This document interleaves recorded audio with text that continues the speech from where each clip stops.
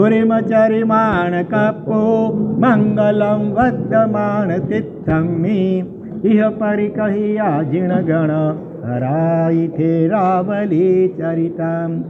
જગતના જીવ માત્ર સાથે મૈત્રી ભાવ ભર્યો સંબંધ પ્રસ્થાપિત કરવાનો પવિત્ર સંદેશ લઈને મહામંગલકારી પર્વાધિરાજ પર્યુષણ મહાપર્વ પધાર્યા છે. આજે એનો ચોથો દિવસ.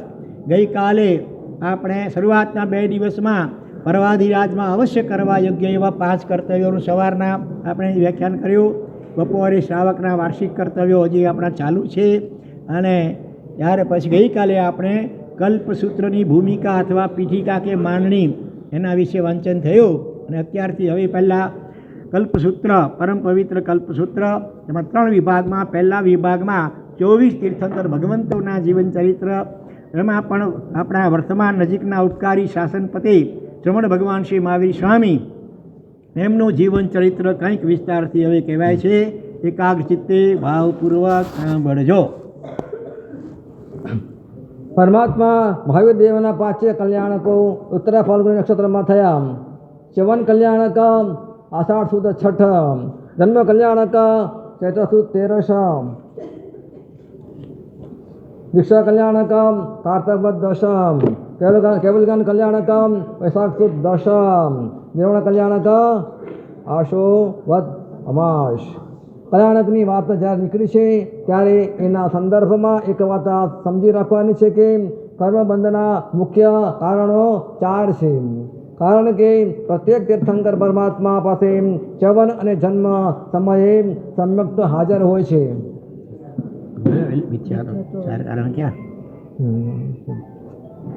ચાર કારણ: મિથ્યાત્વ, અવિરતે, કષાય અને યોગ. સમજ્યા? 4 કારણ. આ પરમાત્માના ચ્યવન અને જન્મ કલ્યાણકની આરાધના મિથ્યાત્વ નામના કર્મબંધના પ્રથમ કારણ પર પ્રહાર કરે છે. કારણ કે પ્રત્યેક તીર્થંકર પરમાત્મા પાસે ચ્યવન અને જન્મ સમયે શું હોય છે? સમ્યક હાજર હોય છે. પરમાત્માની આ દીક્ષા કલ્યાણકની આરાધના અવિરતિ નામના કર્મબંધના બીજા નંબરના કારણ પર પ્રહાર કરે છે. કારણ કે દીક્ષા સમયે પ્રભુ અવિરતિથી મુક્ત થઈને વિરતિના માર્ગમાં પ્રવેશ કરતા હોય છે. પરમાત્માના કેવલગાન કલ્યાણકની આરાધના કષાય નામના કર્મબંધના 3જા નંબરના કારણ પર પ્રહાર કરે છે. કારણ કે પ્રભુ કેવલ જ્ઞાન ત્યારે જ પામે છે કે જ્યારે કષાયોનો ક્ષય કરી ચૂક્યા હોય છે. અને પરમાત્મા નિર્માણ કલ્યાણકની આરાધના યોગ નામના કર્મબંધના 4થા નંબરના કારણને પણ પ્રહાર કરે છે. કારણ કે અયોગી બન્યા પછી જ તો પરમાત્મા નિર્વાણને પામે છે. ટૂંકમાં પરમાત્માના 5 કલ્યાણકની આરાધના કર્મબંધના 4 કારણોનો સફાયો બોલાવી દેવાની આગવી ક્ષમતા ધરાવી રહી છે. હા, આપણી વાત હતી પરમાત્મા મહાવીર દેવના ચ્યવનની. 10મા દેવલોકનું 20 આગોપમનું આયુ પૂર્ણ કરી પરમાત્મા મહાવીર દેવનો આત્મા બ્રહ્માકુંડ ગામના નગરમાં શબ્દોત્તમ બ્રાહ્મણની પત્ની દયાનંદની કુક્ષીમાં અષાઢ સુદ 6ના રોજ મધ્યરાત્રિના સમયે ગર્ભરૂપે ઉત્પન્ન થયો.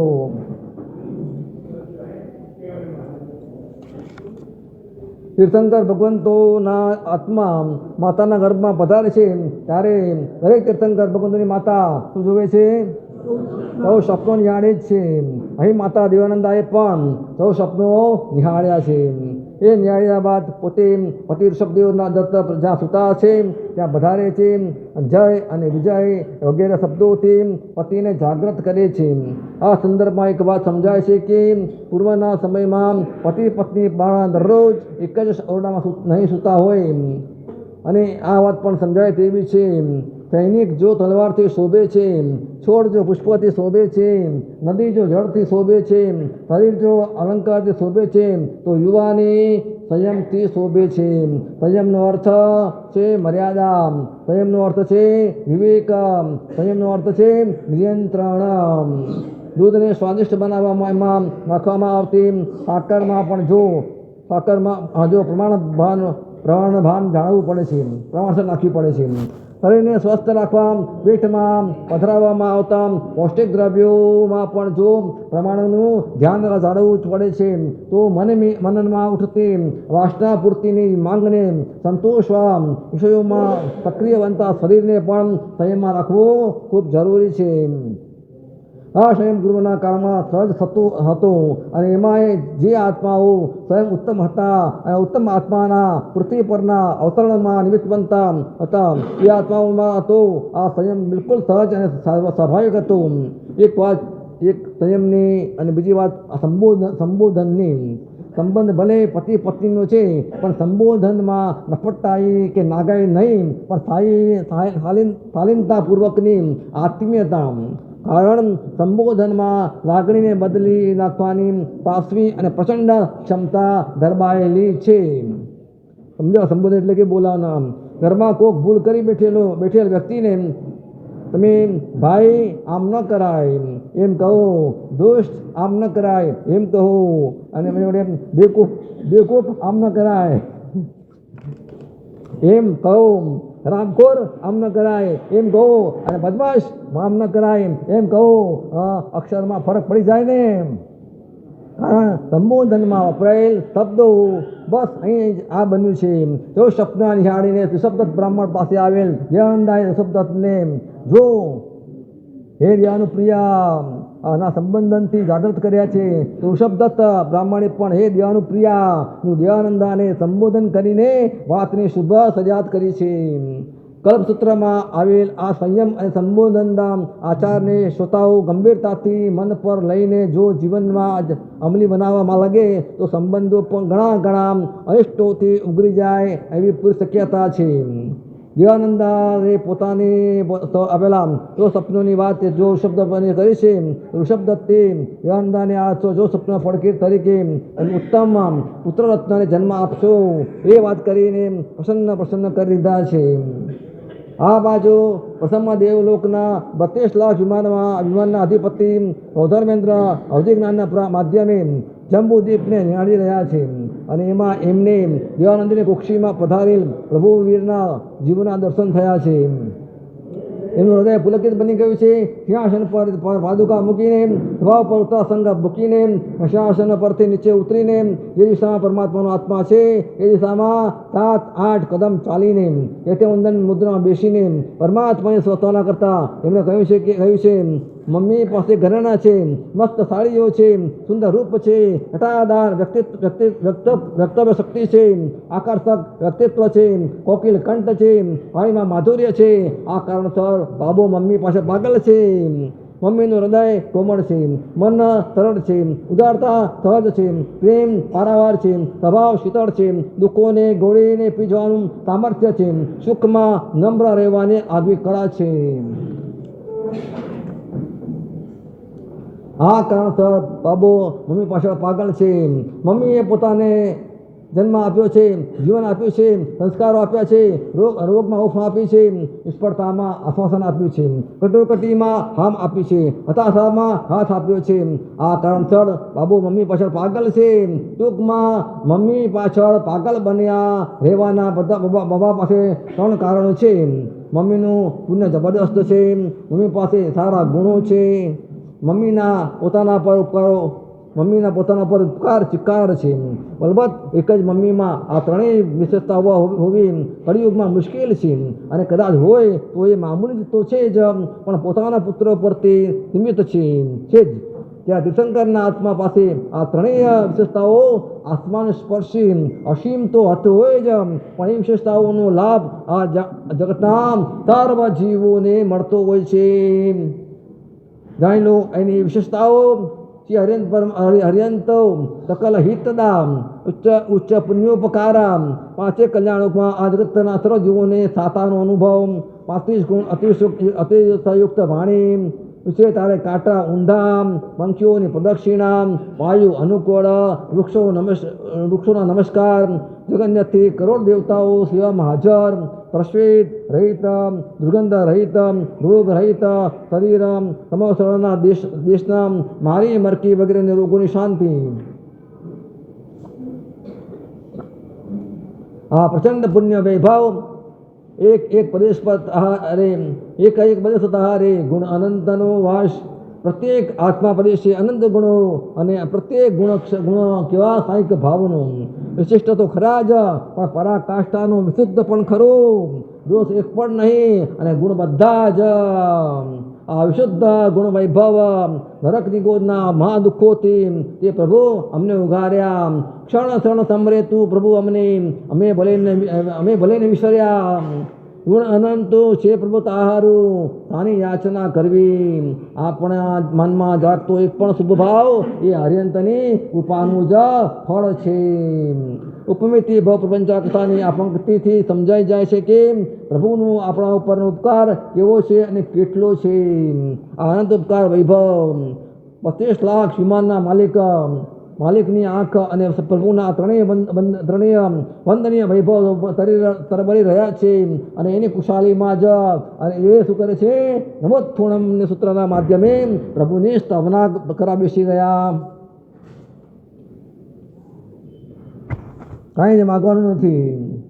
પ્રભુની નયનરમ્ય પ્રતિમા નિહાળવા મળતા જ અત્યંત ભાવેશમાં આવી ગયેલ યુવકે મંદિરના ભંડાર પર રહેલ બંને ચામર ઉઠાવી લીધા અને પ્રભુની સન્મુખ નૃત્ય શરૂ કરી દીધું.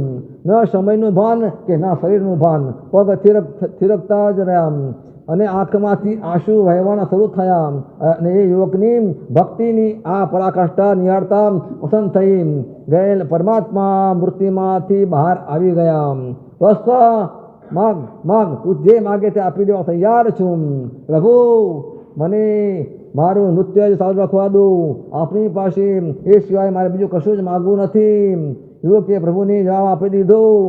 પ્રભુ ભક્તિમાં આવતો આનંદ કઈ ઊંચાઈને સ્પર્શતો હોય છે. એની અલપ ઝલપ દર્શાવતું આ કાલ્પનિક દ્રષ્ટાંત એટલું જ કહે છે કે મદિરાનો નશો 8-10 કલાકમાં ઉતરી જતો હોય છે. વાસનાનો નશો 8-10 વર્ષમાં ઉતરી જતો હોય છે. સંપત્તિનો નશો જીવનના અંત સમયે ઉતરી જતો હોય છે.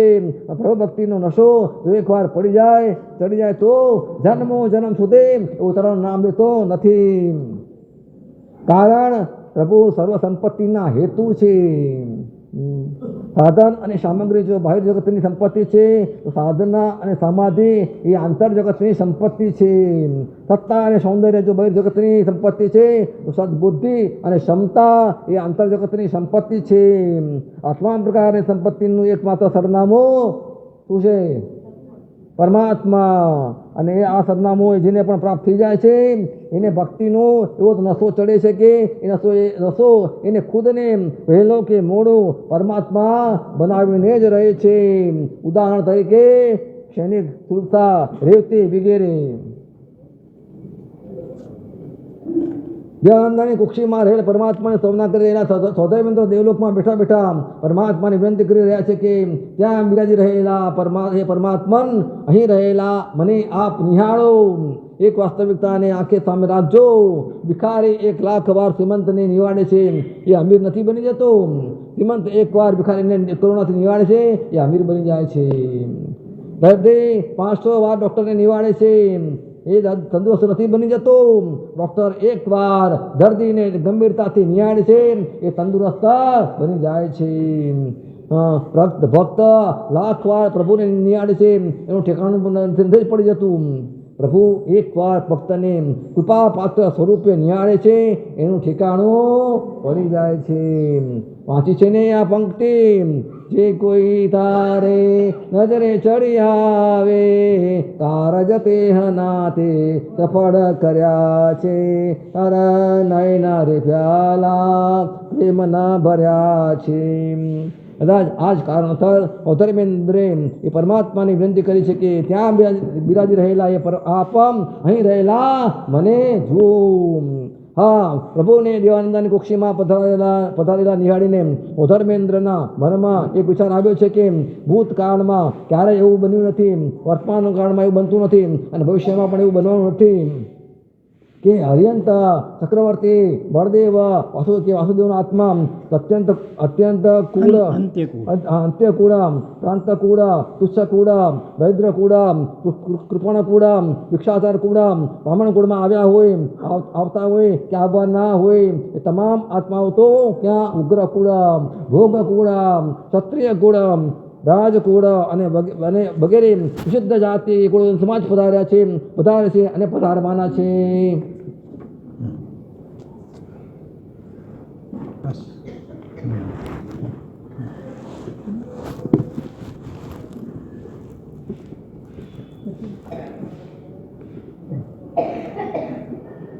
પણ પ્રભુ વીરની બાબતમાં આ બન્યું છે એનું કારણ છે મરીચીના ત્રીજા ભાવમાં પ્રભુએ કુળમદના કારણે બાંધેલું નીચ ગોત્ર નામનું કર્મ એનો સર્વથા ક્ષય નથી થયો.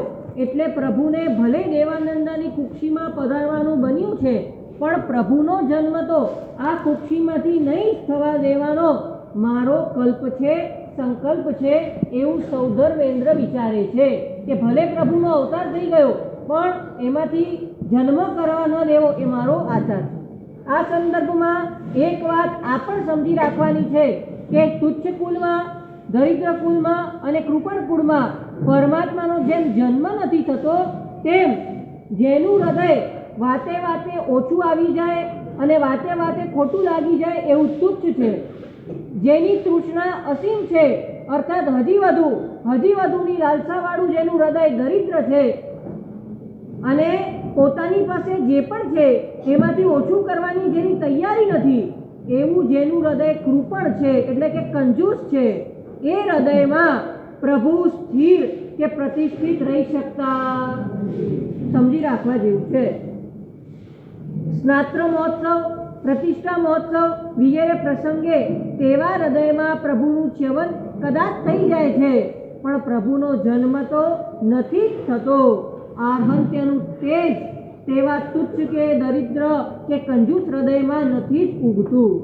ટૂંકમાં તુચ્છ કુળ, દરિદ્ર કુળ, કૃપણ કુળ જેમ પ્રભુને જન્મ આપવામાં સફળ નથી બનતું તેમ તુચ્છ હૃદય, દરિદ્ર હૃદય અને કૃપણ હૃદય પણ પ્રભુને જન્મ આપવામાં સફળ બનતું નથી. આંખ સામે લાવી દો પરમાત્મા મહાવીરદેવના 27 ભાવમાંના પ્રથમ નૈસારનો ભાવ. પશ્ચિમ મહાવીરદેવમાં પોતે ગ્રામપતિ છે. પોતાના રસાલા સાથે લાકડા મેળવવા જંગલમાં ગયા છે, પરંતુ બપોરના ભોજનના સમયે સાર્થથી છૂટા પડી ગયેલા મુનિઓને નિહાળીને એ આનંદિત થયા કે મારું પરમ સદભાગ્ય છે કે આ સમયે મને અતિથિનો સમાગમ થયો છે. આ વિચારણા સાથે એણે મુનિઓને ગોચરી તો જબરદસ્ત ભક્તિભાવથી મોરાવી છે, પણ મુનિઓએ ગોચરી લીધા બાદ નૈસારે મુનિઓને નમસ્કાર કરીને કહ્યું કે પધારો, આપને હું રસ્તો બતાવી દઉં.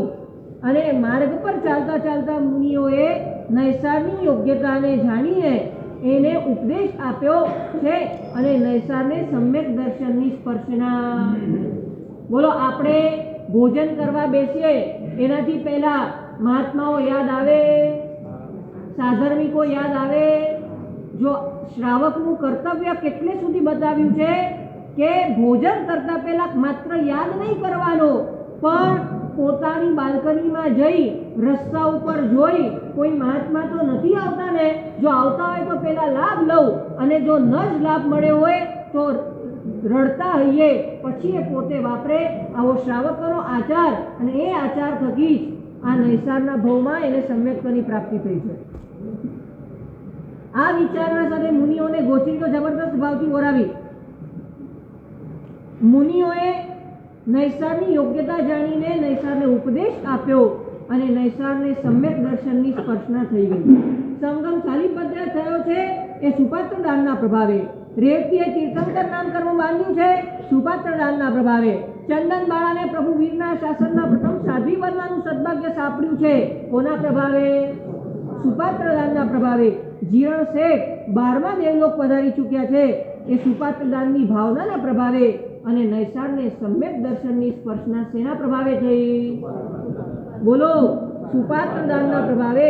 સુપાત્રદાનના આ મહિમાના કારણે કદાચ શ્રાવક પ્રજ્ઞપ્તિ નામના ગ્રંથમાં લખ્યું છે કે જ્યાં જીન મંદિર હોય, સાધર્મિકોનો વસવાટ હોય અને મુનિઓની સ્થિરતા હોય અને સુપાત્રદાનનો લાભ મળતો હોય, આવા સ્થાનોમાં જ શ્રાવકોના વસવાટની ભલામણ 10 પૂર્વધારી શ્રી ઉમાસ્વાતીજી મહારાજે કરી છે.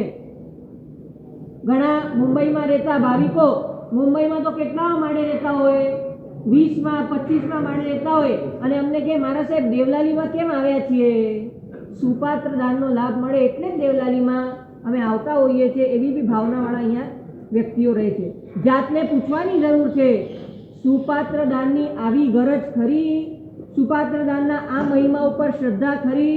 સુપાત્ર દાન માટેની પ્રયત્નશીલતા ખરી? અને ઘણા તો શ્રાવકો એવા હોય છે, રોજ ઉપાશ્રયમાં આવીને વિનંતી કરી જાય, મારા સાહેબ પધારજો, મારા સાહેબ પધારજો. એવી ભાવનાવાળા પણ શ્રાવકો આજે મળે છે. જો ના તો જાગ્યા ત્યારથી સવાર એ ન્યાયે સુપાત્ર દાન માટે કે જે એક બાજુ પુણ્ય વધારે છે અને બીજી બાજુ આત્માને પાત્ર બનાવે છે, એ સુપાત્ર દાન માટે ગંભીરતાપૂર્વક પ્રયત્નશીલ બનવું જોઈએ. બરોબર છે? ચાલો હવે આગળ વધીએ 27 ભાવમાં. ત્રીજો ભાવ કયો હતો? બોલો કયો ભાવ? મરીચીના ભાવમાં પરમાત્માએ આત્માને કૂડ મદના કારણે નીચ ગોત્ર કર્મ બાંધ્યું અને એ નીચ ગોત્ર કર્મ જ પરમાત્માના આત્માને દેવાનંદાની કુક્ષીમાં પધારવા મજબૂર કર્યા. બન્યું છે એવું કે એક દિવસ પરમાત્મા ઋષભદેવ સ્વામી અયોધ્યામાં પધાર્યા છે અને વંદનાર્થે આવેલા ચક્રવર્તી ભરતે પ્રભુને પ્રશ્ન કર્યો છે કે હે પરમાત્મન, આપની પરસડામાં એવો કોઈ આત્મા અત્યારે છે ખરો કે જે ભરત ક્ષેત્રમાં જ ભવિષ્યમાં તીર્થંકર થવાના હોય? ભરતના આ પ્રશ્નના પ્રત્યુત્તરમાં પરમાત્માએ જણાવ્યું કે ભરત, તારો આ મરીચી નામનો જે પુત્ર છે તે આ અવસરપીણીમાં કયા શું નામ હશે? મહાવીર નામે 24માં તીર્થંકર થવાનો છે અને વિદેયમાં પ્રિયમિત્ર નામનો ચક્રવર્તી પણ થવાનો છે. તો આ જ ભરત ક્ષેત્રમાં પ્રથમ વાસુદેવ પણ. બોલો, ભરત મહારાજે કેવો પ્રશ્ન પૂછ્યો હતો? તીર્થંકરનો પ્રશ્ન પૂછ્યો હતો, પણ ઋષભદેવ ભગવાને 3 જવાબ આપી દીધા. તીર્થંકર પણ થશે, ચક્રવર્તી પણ થશે અને વાસુદેવ પણ. આ ભવિતવ્યતા એવી હતી અને માટે પ્રભુના મુખમાંથી એવું નીકળ્યું. આ સાંભળીને ભરત, હવે ભરત શું કરે છે? ભરતને મરીચીને 3 પ્રદક્ષિણા દઈ અને વંદન કરીને કહ્યું કે મરીચી, આ જગતમાં જેટલા પણ મહાન લાભો છે એ તે તારા નામે અંકિત કરી દીધા છે, તને મળવાના છે. હું અત્યારે તારા પરિવ્રાજકપણાને એટલે કે શિથિલ સાધુને નમસ્કાર કરી રહ્યો નથી, પણ તું ચરમ તીર્થંકર થવાનો છે એ ખ્યાલથી તને વંદન કરી રહ્યો છું. સાથે સાથે તું ચક્રવર્તી પણ થવાનો છે, તું વાસુદેવ પણ થવાનો છે, એ ખ્યાલે હું તને વંદન કરી રહ્યો છું.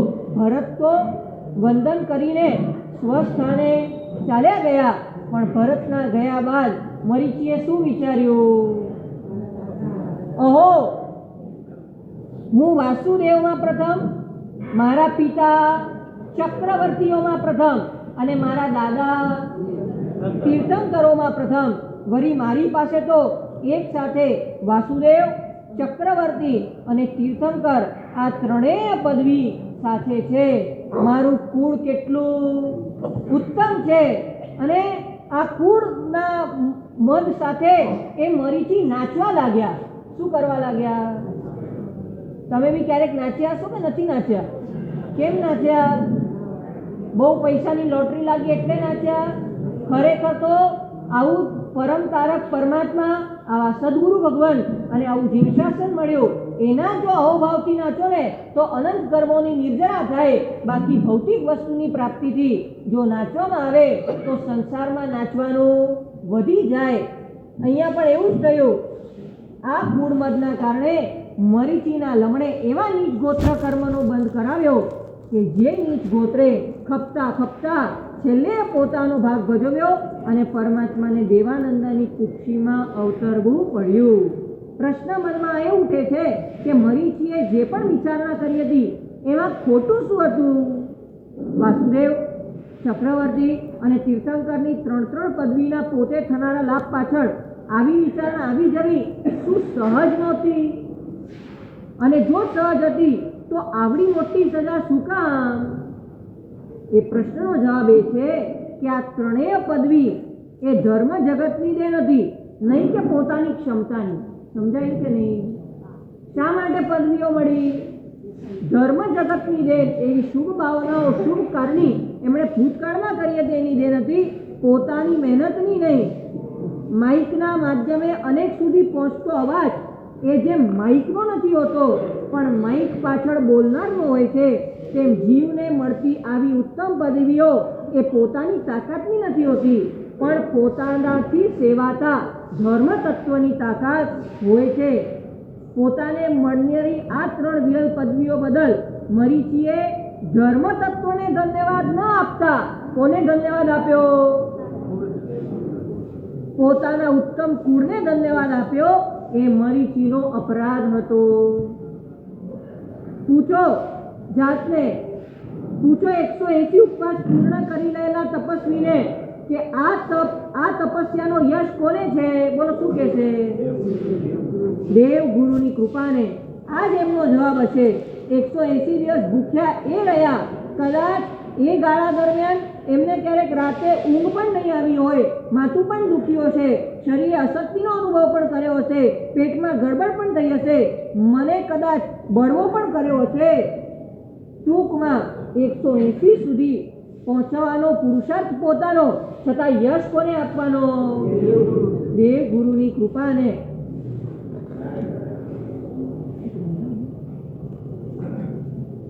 પોતાને મળનારી 3 પદવીઓ મળવામાં હતી ધર્મ તત્વના કારણે અને છતાં મરીચીએ એનો યશ આપી દીધો પોતાના ઉત્તમ કુળને, અને ઉત્તમ કુળના કેન્દ્રમાં પણ 3 પદવી ધારક સ્વરૂપે પોતાની જાતને જ ગોઠવી દીધી.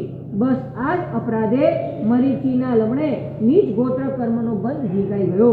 અને હા, કર્મ જગતના આ ગણિતને કાયમ આંખ સામે રાખવા જેવું છે કે આત્મા જે પણ પ્રાપ્તિનો, શક્તિનો કે પુણ્યનો મન કરે છે, એટલે કે અહંકાર કરે છે, ભવાંતરમાં કાં તો એનો વિયોગ થઈ જાય છે અને કાં તો એનાથી વિપરીત પરિસ્થિતિમાં એ વ્યક્તિએ મુકાઈ જવું પડે છે.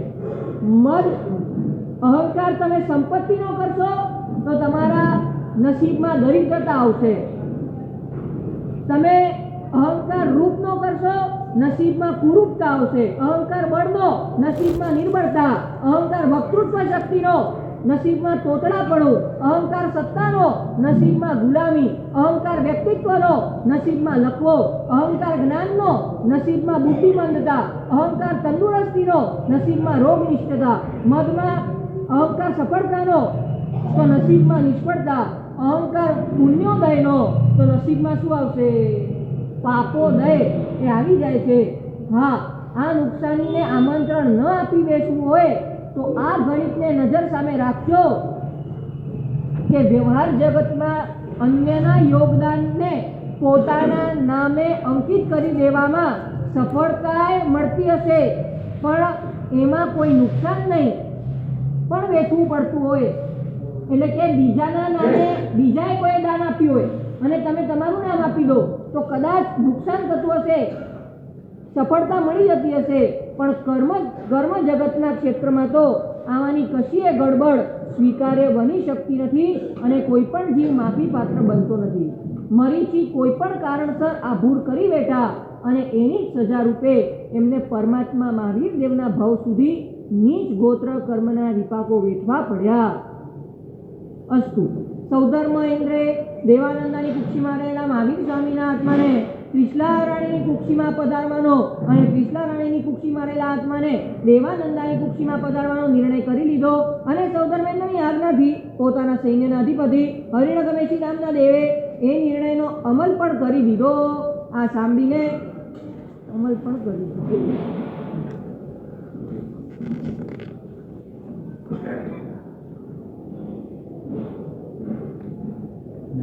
અલબત્ત દેવાનંદાની કુક્ષીમાં રહેલ ગર્ભ પુત્રપણે હતો, જ્યારે ત્રિશલા રાણીની કુક્ષીમાં રહેલો ગર્ભ છે કયો હતો?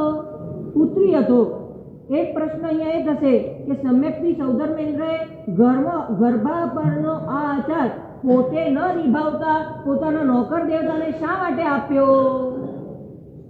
તો આ પ્રશ્નનો સમાધાન એમ કહી શકાય કે ગર્ભ અપહરણનું કાર્ય એ પ્રભુના જીવન માટે ગૌરવપ્રદ તો નહોતું જ.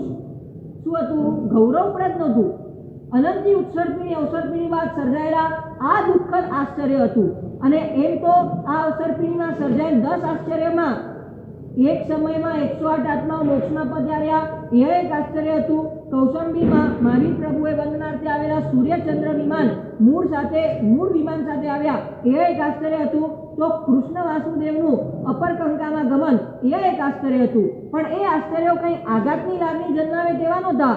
પણ ગર્ભહરણનું આ આશ્ચર્ય તો આઘાત જન્માવે તેવું હતું. અને એટલે જ સમકીર્તિ એવા પણ સૌધર્મેન્દ્રએ આ કાર્ય પોતાના નોકર દેવતા દ્વારા સંપન્ન કરાવ્યું.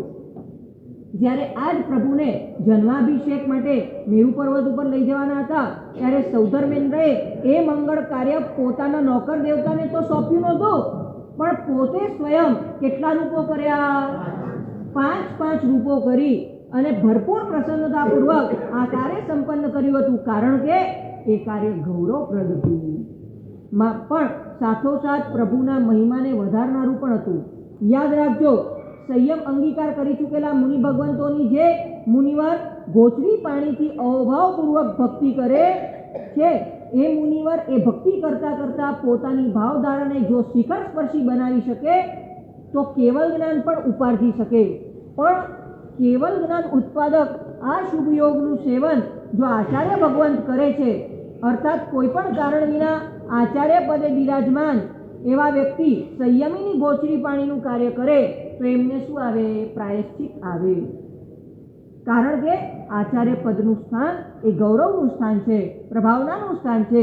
આ સ્થાને બિરાજમાન સંયમીએ એ સ્થાનને ગૌરવ બક્ષે એ જ કાર્ય કરવાનું હોય, જ્યારે ગોચરી પાણીનું કાર્ય એ આચાર્ય પદના સ્થાનને ગૌરવપ્રદ બનાવતું નથી. ટૂંકમાં સ્થાન જેટલું. આવતીકાલે સ્વપ્ના કેટલા વાગે ઉતારવાના છે? વિઠ્ઠલભાઈ હાજર છે? નથી. બીજા કોઈ ટ્રસ્ટી છે હાજર? દર વર્ષે અચ્છા, 8:30 થી પછી એટલે થોડીક વાર વાંચે ને પછી તરત સવારના સપના આવશે. ટાઈમ પ્રમાણે ટૂંકમાં સ્થાન જેટલું મહાન હોય એ સ્થાનેથી થતું કાર્ય પણ એટલું જ મહાન હોવું ઘટે. સર્જન કદાપી સર્જનાર્થથી નબળું ન જ હોવું જોઈએ. જન્માભિષેકનું કાર્ય સૌધર્મેન્દ્રના સ્થાનને ઉચિત હતું, માટે એ કાર્ય એમણે પોતે જ સંપન્ન કર્યું. જ્યારે ગર્ભાપહરણનું કાર્ય સૌધર્મેન્દ્રના સ્થાનને ઉચિત નહોતું, માટે એ કાર્ય એમણે પોતાના સેવક દ્વારા સંપન્ન કરાવ્યું. મારા મનમાં જાગેલા વિચારના જીનાગ્ન નિકેશોદ વિચાર અસ્તુ. દેવાનંદાની કુક્ષીમાં 82 દિવસ કેટલા દિવસ પસાર કર્યા પ્રભુએ? દર વર્ષે સાંભળો, થોડું યાદ રાખજો. 82 દિવસ પસાર કરી આસો વદ તેરસ ગુજરાતી મહિનામાં ભાદરવા તેરસની મધ્યરાત્રિએ પ્રભુ વીરનો આત્મા હરિણગમેશી દેવ દ્વારા ત્રિશલા દેવીની કુક્ષીમાં પધાર્યા. જે સમયે આ ગર્ભાપહરણનું કાર્ય સંપન્ન થયું એ સમયે ત્રિશલા દેવીએ પણ તીર્થંકરના આત્માની પધરામણી સૂચવતા ઉજ્જવળ અને દેદીપ્યમાન એવા કેટલા સ્વપ્નો નિહાળ્યા? 14 સ્વપ્નો નિહાળ્યા. જીવના કુલ ભેદ કેટલા? નહીં, 9 તત્વમાં 14. હવે હું જે પણ તમને બોલતા હું તમે 14 બોલતા આવજો, બરોબર છે? જીવના ભેદો કેટલા? જોરથી બોલો, કેટલા? અજીવના ભેદો કયા કયા ખબર છે? નથી ખબર, ભગવાન જાણે. શ્રાવકોએ ધરવાના નિયમો કેટલા? પરમાત્મા મહાવીર દેવે રાજભૂમિમાં કેટલા ચોમાસા કર્યા? રાજલોક કેટલા? એમ જ પૂછો. બીજું એ સિવાય 14નું શું શું યાદ છે? બોલો. 14 ગુણસ્થાન, બરોબર. પછી સપના 14 સ્વપ્ન થઈ ગયા, 14 રાજલો. હા ભલે. અને ચક્રવર્તીની માતાના સ્વપ્ન પણ 14 છે. નારકીના ભેદ પણ 14 કેવી રીતે? 7 છે. નારક તો 7 છે. 14 કેવી રીતે? 7 પર્યાપ્ત અને 7 અપર્યાપ્ત. ભલે ચલો. ચક્રવર્તીના 14 રત્નો. સરસ. બીજું કઈ યાદ આવે છે? આ 14 સ્વપ્નના નામ આ પ્રમાણે છે. પહેલું સ્વપ્ન, બીજું, ત્રીજું, ચોથું, તમારા માનીતા, પાંચમું, છઠ્ઠું, સાતમું, આઠમું, નવમું, 10મું. આવતીકાલે બધા 14 સ્વપ્ન યાદ તો રાખજો, બોલી બોલતા બોલતા. 11મું રત્નાકર ક્ષીર સમુદ્ર, 12મું દેવ વિમાન, 13મું અને ચોથું 14મું નિર્ધૂમ અગ્નિ. આ રીતે 14 સ્વપ્ન એ પીપલા માતા નિહાળ્યા. વર્ષો પૂર્વે ભાવનગરના ચાતુર્માસ દરમિયાન અધ્યાત્મ યોગી આચાર્ય ભગવાન કલાપૂર્ણ સુરી મહારાજાના અનન્ય ભક્ત શ્રી શ્રાવકથી નારાયણભાઈ ચત્રભુજ મહેતા વંદનાર્થે આવ્યા હતા અને એમણે 14 સ્વપ્નની 14 ગુણસ્થાનક સાથે તુલનાત્મક જે અનુપ્રેક્ષા કરી હતી એ મને સંભળાવી હતી. એની કાંઈક સ્મૃતિ મારા મનમાં હતી, પણ એને તાજી કરી દેવાનું કાર્ય બંધુ બેરડી આચાર્ય ભગવાન શ્રી મુનિ મુક્તિચંદ્ર શ્રી મહારાજે કર્યું. એનો આધાર લઈને 14 સ્વપ્ન 14 ગુણસ્થાનક પણ પ્રકાશ પાડવાનો પ્રયાસ કરું છું. પ્રથમ સ્વપ્ન હાથી. કેવો હતો એ હાથી?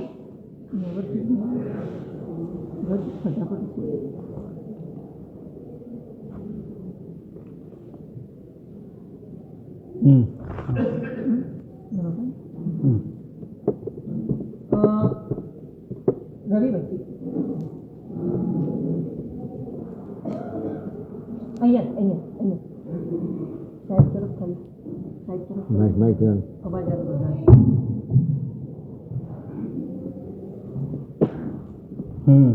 હાથીનું શરીર કેવું હોય? ભારે, અને આંખ ઝીણી, કાન પણ આમ કેવા? ચંચળ. શા માટે ખબર છે? હાથી કાનને કેમ આમ ફેરવ્યા જ કરે, હલાવ્યા જ કરે? ખબર છે કારણ? કાનમાં કીડી પણ ઘૂસી જાય ને તો હારી મરી જાય એવું છે, એટલે સતત હલાવ્યા જ કરે. અને ખોરાક પણ ચિક્કાર. દાંત કેટલા? 4. બધું 12 મુદ્દા છે, પછી એને ઘટાડશે પાછું. મિથ્યાત્વ ગુણસ્થાન ઘટાડવાના છે. પછી દેખાડવાના દાંત જુદા અને ચાવવાના દાંત જુદા. જ્યાં બેઠો હોય ત્યાંથી જલ્દી ઊભો થઈ શકે નહીં ભારે શરીરના કારણે. શરીરનો રંગ કેવો? કાળો. ભાગવામાં લાચાર. ભારે કામાતુર. પોતાના બહારના દાંત પોતાના મોતનું કારણ બને છે, બરાબર ને? એના કારણે લોકો મારે છે હાથી દાંત મેળવવા માટે. અને પાછું કે કેવું છે પ્રાણી? જંગલી પ્રાણી છે. આ 12 મુદ્દા જે હાથીમાં છે એ હવે પહેલું ગુણસ્થાન કયું હોય છે? મિથ્યાત્વ. એમાં ઘટાવે છે કઈ રીતે આપણે જોઈએ. પ્રથમ ગુણસ્થાનક મિથ્યાત્વ. પહેલું છે શરીર કેવું છે? ભારે છે ને, તો અહીંયા ઘટાવે છે ભારે કર્મિતા. પેલા ગુણસ્થાનકે આત્માના કર્મ ખૂબ ચિકાર હોય, કે જ્યાં તત્વ દ્રષ્ટિ નહીં પણ જળ દ્રષ્ટિનું જ પ્રાધાન્ય હોય. પહેલાં ગુણસ્થાનકે આત્માનો વિચાર પણ લગભગ ના આવે, સતત શરીર અને પૂતગલો અને ભોગોને એમાં જ રમ્યા કરે. જ્યાં આત્મા નહીં પણ શરીર, ઇન્દ્રિય અને મન જ કેન્દ્ર સ્થાને હોય. જ્યાં પાત્રતા નહીં અને પ્રજ્ઞાપનીયતા પણ નહીં. પ્રજ્ઞાપતિ આ બહુ મહત્ત્વનો ગુણ છે. એનો શું અર્થ થાય?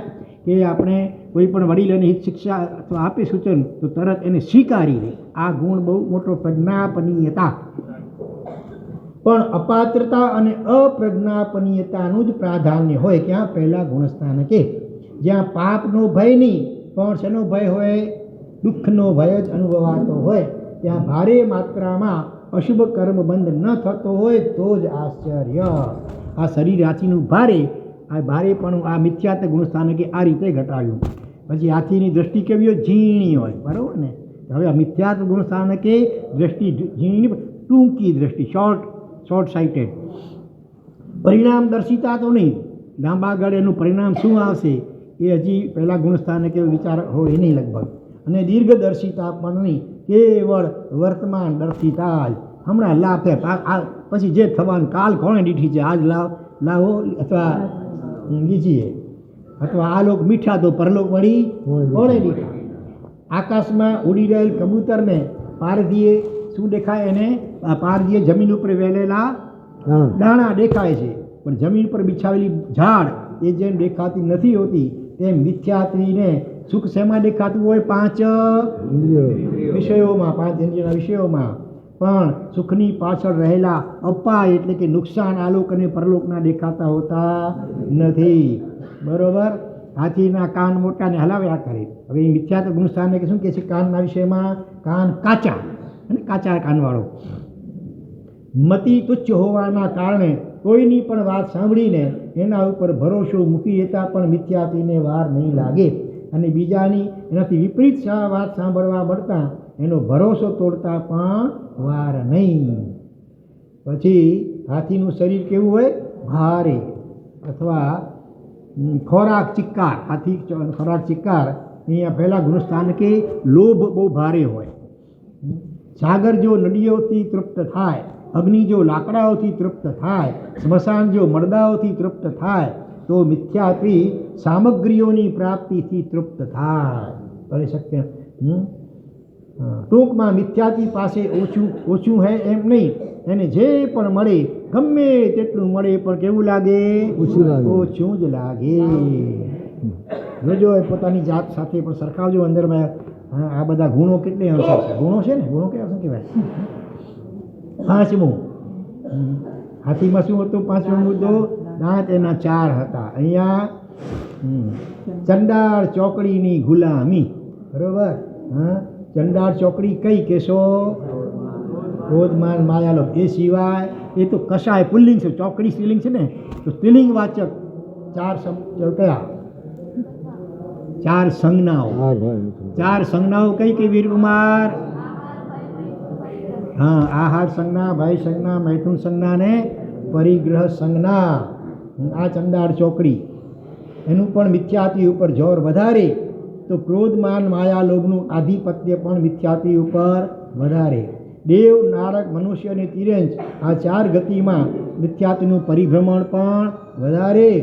અને કર્મ જગતના કર્મબંધના 4 પ્રકાર, 4 પ્રકારની પરાધીનતા પણ મિથ્યાત્વને વધુ.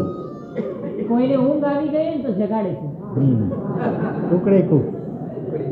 ચાલો, તો કર્મબંધના 4 પ્રકાર કોણ બોલશે? કર્મબંધના 4 પ્રકારમાંથી એક હું બોલું છું. પ્રકૃતિ બંધ, સ્થિતિબંધ, રસબંધ અને કિતના અચ્છા, કિતના અચ્છા. ધન્યવાદ. પછી હાથીમાં શું હોય? દેખાડવાના દાંત જુદા અને ચાવવાના જુદા.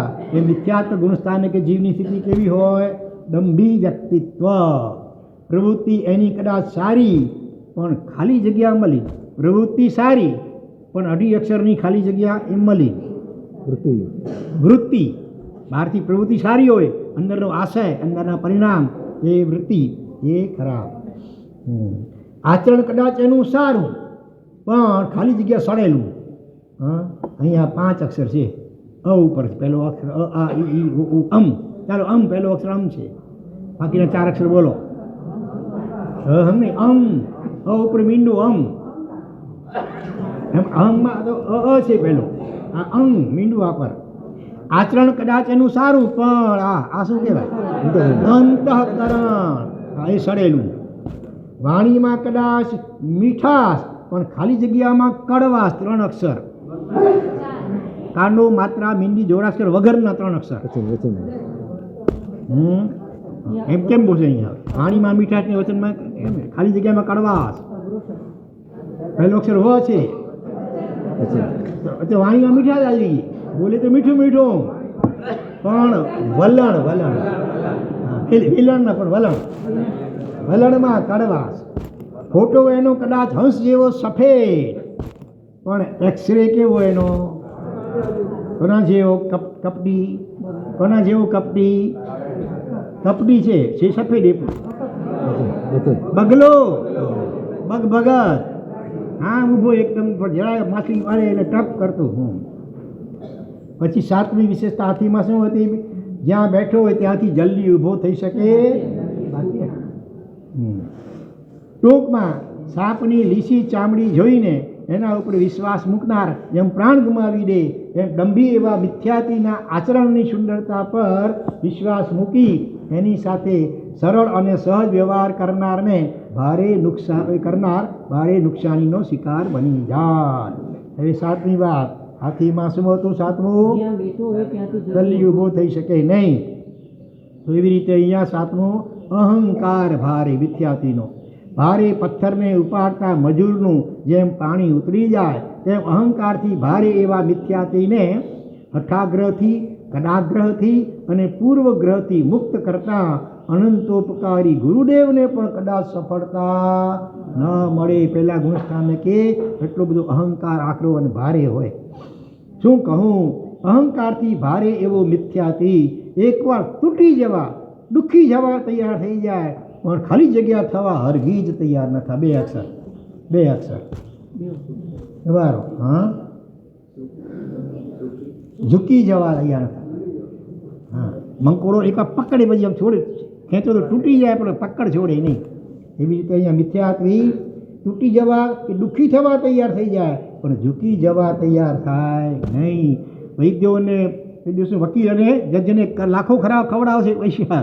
સગા ભાઈને હિંસાનો કેસ ચાલતો હોય તો હા એક નવો પૈસો પણ આપવા તૈયાર થાય નહીં. મારું જે થવાનું હોય થાય, આને તો નહીં છોડું, આને તો બરાબર બતાવી દેશે કેટલી વિશે 100 થાય છે.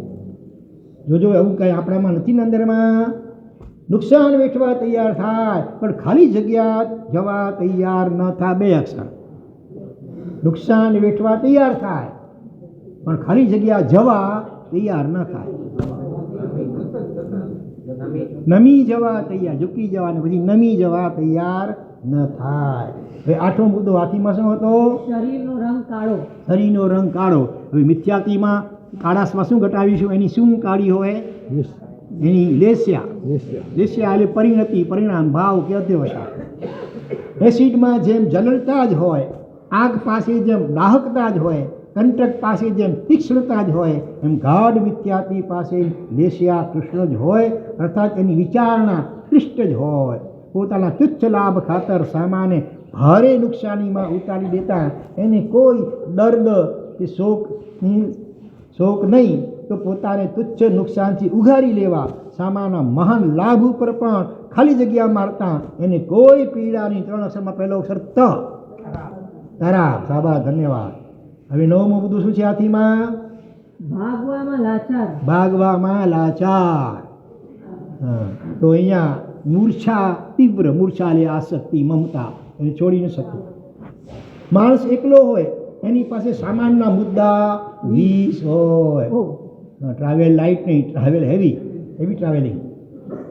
સ્ટેશન પર ગાડી 1 જ મિનિટ રોકાતી હોય અને એ માણસની સ્ટેશન ઉપર ઉતરતા જે સ્થિતિ થાય એના કરતાં પણ દયનીય અને દુઃખદ સ્થિતિ મોત વખતે મિથ્યાત્વની થાય. અધિગ્રહ એટલો વધારે હોય, એના ઉપર આસક્તિની મૂર્છા એટલી બધી હોય, હવે આ બધું છોડીને જવું પડશે, બહુ આકુળ વ્યાકુળતા થાય. મારે સમાધિ મરણ જોઈતું હોય તો ટ્રાવેલ લાઇટ, અધિગ્રહ ઓછો. બનતું કલાખણે તો વાર નકણી સગને તાર ફલોથી પ્યો ખ્વાર મન તું કોલાખણે તો. એન કાયા જો ઠઠરો ગડો ને મથાવે જે પ્યો માલ.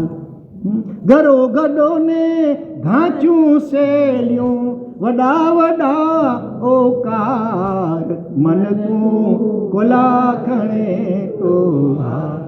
અંધ ઓખોને વાટ અજાણી મથા રોડી પઈ રાત. જો તું દઈ જોડધો કીના જોરને તું સે ધાર મન તું કોલાખણે.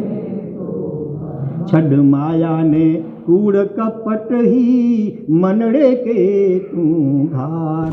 ઠલો હું ને તો હેકી સગને ઠલો હુને તો હેકી સગને ઓકરીથી ને પાર એ ભૈલા ઓકરીથી ને પાર મન તું ઈજ હલ્યા વિનબો મેળે ઈજ ચડે ને વેદે જઠો ન કોઈ મથે ગઠરી બંધે ને ભેરો કરીને જાન મથે ભાર પાકયો સંસાર જે સાગર મેં વેનો ઈજ ડોબે ને માટે ઈજ હલ્યા વિનબો મેળે ઈજ ચડે ને વેદે જઠો ન કોઈ મથે ગઠરી પરમાર્થે ન પગ ભર્યો ભલાઈ કી ન કઈ દાતારી મેન હથ વેર્યો તુમા કમાઈ કી ન કઈ જો પલો ઠલોવ્યા ઈજ ખણે ને ધે જઠો ન કોઈ મથે ગઠરી હા શક્યતા है પછી ગઠરી ખણી હોય ને ધનજી इनके कन्वर्ट क्यों खपे फॉरेन में હોય ને ફોરેન પરદેશ જવું હોય તો રૂપિયા ન ચાલે ત્યાં ડોલર કે પાઉન્ડ કે જ્યાં જે એમાં કન્વર્ટ કરવું પડે ટ્રાન્સફર કરવું પડે એમ સંપત્તિને પણ ઉપર લઈ જઈયો પરલોકમાં એને માટે જ્ઞાનીઓએ વિધિ બતાવી છે એનું કન્વર્શન કરવું પડે શેમાં કન્વર્ટ કરવું પડે પુણ્યમાં અને એને માટે અત્યારે આ વખતે સરસ મોકો છે આ પર્યુષણના દિવસો એટલે બરાબર હા એટલે કન્વર્શન કરવામાં કંજુસાઈ કરતા નહીં મોકો સરસ છે ચાલો આગળ માણસમાં થઈ ગયો વ્યક્તિ પ્રત્યે વસ્તુ પ્રત્યે અને પરિસ્થિતિ પ્રત્યે એની મૂર્છા એવી તીવ્ર હોય કે માંદગી અને મોત વચ્ચે પણ એ પરિબળો પ્રત્યેની એની મૂર્છામાં આંશિક પણ થોડો પણ કડાકો ન બોલાય અસમાધિમાં એ દિવસો પસાર કરે અને મરીને દુર્ગતિમાં રવાના થઈ જાય મારા ખ્યાલથી હૈદરાબાદનું નિઝામ અઢળો હીરા માણેક મોતી તો આમ હોલસેલમાં ચિક્કારામ રૂમ ભરી આવે ત્યારે લવારા કરતો કરો હાય હાય આ બધું છોડીને જવું પડશે કરુણ રીતે મોતને ભેટ્યો 10મો શું મુદ્દો છે ભારે કામાતુર મિથ્યાથી જીવ વાસનાની આધીનતા ડુક્કરનું આકર્ષણ કેન્દ્ર જેમ વિષ્ઠા ગીતનું આકર્ષણ કેન્દ્ર જેમ ગીધનું આકર્ષણ કેન્દ્ર જેમ 3 અક્ષરના મળદા લોભીનું આકર્ષણ કેન્દ્ર જેમ 2 અક્ષરના પૈસા તેમ કામાતુર એવા મિથ્યાતીનું આકર્ષણ કેન્દ્ર વિજાતીય શરીર રૂપ જોવા મળ્યું નથી અને એણે ખાલી જગ્યા 3 અક્ષરનો ગુમાવ્યો નથી પહેલો અક્ષર વ વા હા આવતીકાલે હા બરાબર એટલે થોડુંક વાંચન રાખશો 15 મિનિટ જેવું કે એવું 15 મિનિટ બરાબર વિજાતીય શરીરના અંગોપાંગ નિહાળવા મળ્યા નથી પહેલામાં શું જવાબ હતો 3 અક્ષરનો રૂપ જોવા મળ્યું નથી અને એણે ખાલી જગ્યા ગુમાવ્યો નથી વ વા વી વિવેક ગુમાવ્યો નથી વિજાતીય શરીરના અંગોપાંગ નિહાળવા મળ્યા નથી અને તમામ 3 અક્ષરની એણે ઓળંગી નથી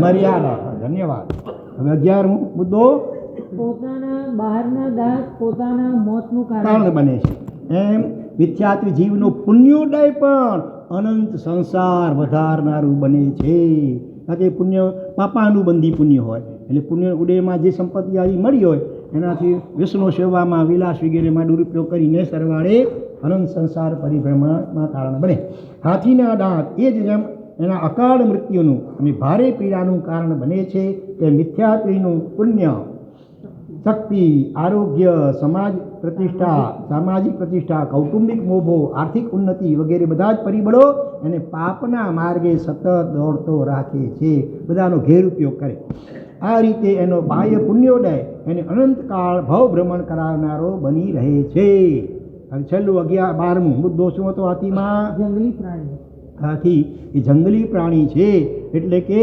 નિરપેક્ષ સંસ્કારહીન અને સ્વચ્છંદી જીવન જીવે છે એ મિથ્યાશ્રી જીવ પણ અન્યનો વિચાર કરવો પરમ તત્વ પ્રત્યે સમર્પણ કેળવવું એ સંસ્કારિતા કેળવવી વગેરે ગુણોથી પ્રાય કરીને રહિત હોય છે ક્રૂરતા ઉપર એ વર્ષોમાં હું દિલ્હીમાં હતો એ સમયગાળા દરમિયાન 3 યુવકો દિલ્હીની હોટલમાં ગયા જે પણ દ્રવ્યોનો ઓર્ડર આપવો હતો એ દ્રવ્યોનો ઓર્ડર એમણે આપી દીધો પણ વધારામાં પાપડનો ઓર્ડર આપ્યો. ઓર્ડર મુજબના અન્ય દ્રવ્યો તો આવી ગયા, પણ પાપડને આવતા વાર લાગી. એક યુવક આ વિલંબથી એ હદે અકળાઈ ગયો કે ટેબલ ઉપરથી ઊભો થઈને સીધો હોટલના રસોડામાં પહોંચી ગયો. પાપડને કેટલી વાર અને ત્રાણ પાડી. બસ 2 જ મિનિટ. રસોઈયાનો આ જવાબ સાંભળીને એ આવેશમાં આવી ગયો. રસોઈયાની બાજુમાં જ પડેલો છરો એને ઉઠાવી લીધો. રસોઈયો કાંઈ સમજે કે પ્રતિકાર કરે એ પહેલાં તો રસોઈયાના પેટમાં એણે છરો હુલાવી દીધો અને રસોઈયાને પરલોકમાં રવાના કરી દીધો. આ કૃષ્ણ લેસિયાનું જ આ કૃત્ય. એવો દાખલો બીજો. એ દિવસોમાં સૌરાષ્ટ્રના એક ગામમાં અમારી સ્થિરતા હતી. બીજે દિવસે સવારના વિહાર કરીને બાજુના શહેરમાં જવાનું હતું, પણ સાંજના એ ગામના એક ટ્રસ્ટી મળવા આવ્યા. એમણે કહ્યું, મહારાજ સાહેબ, આવતીકાલે આપે અત્રે જ સ્થિરતા કરવી પડશે. પણ કારણ કાંઈ? એ શહેરમાં એક શેઠનું ખૂન થઈ ગયું છે. વાતાવરણ અતિશય તંગ છે. કદાચ તોફાનો પણ શરૂ થઈ જાય એવી શક્યતા છે. પણ ખૂનનું કારણ? એક ખેડૂત પાસે શેઠના 400 રૂપિયા લેવાના બાકી હતા અને પોતાને વધુ થોડાક રૂપિયા આપવાની વિનંતી કરવા માટે આવેલા ખેડૂતે શેઠ સામે કાકલુડી કરી.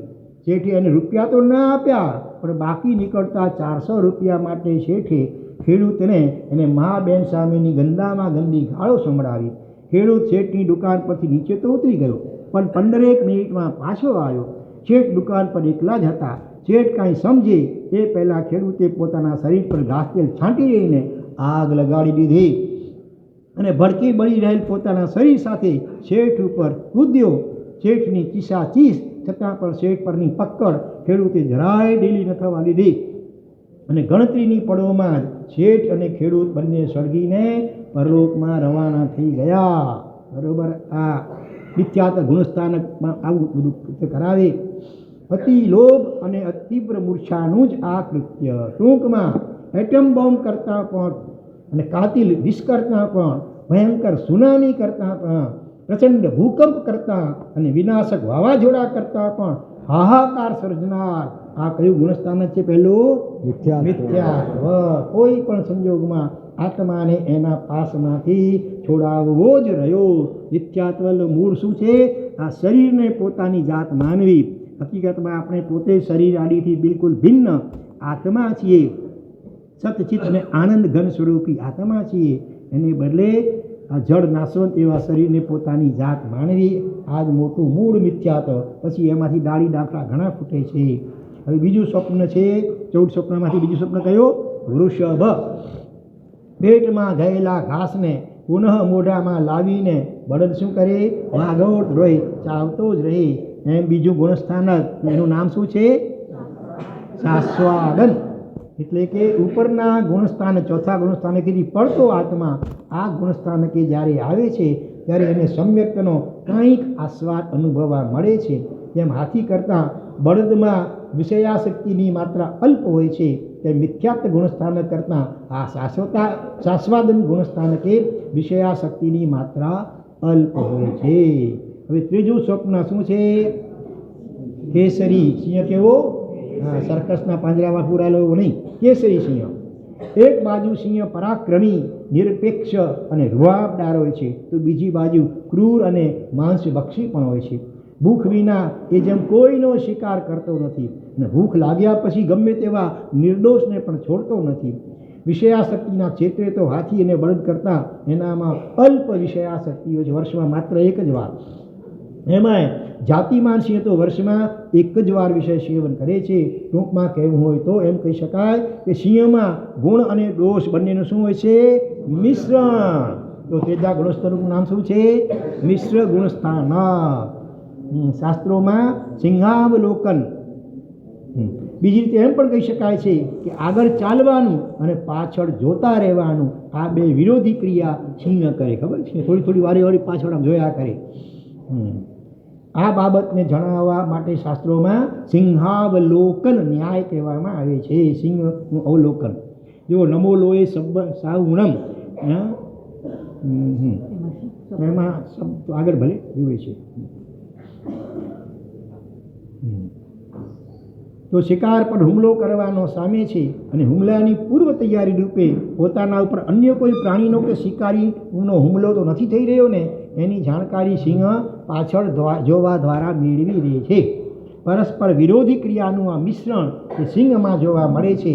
એક બાજુ જંગલી પશુઓમાં સિંહ રાજાના સ્થાને છે, છતાં બીજી બાજુ પોતાના ખોરાક માટે તેણે જંગલમાં જ જાતે જંગલમાં રાત્રે રખડવું પડે છે. આ પણ અન્ય પ્રકારે ગુણ અને દોષનું મિશ્રણ છે. એક તરફ સિંહમાં નિર્ભયતા છે તો બીજી તરફ સિંહમાં નિર્દયતા પણ છે. આ પણ ગુણ અને દોષનું મિશ્રણ છે.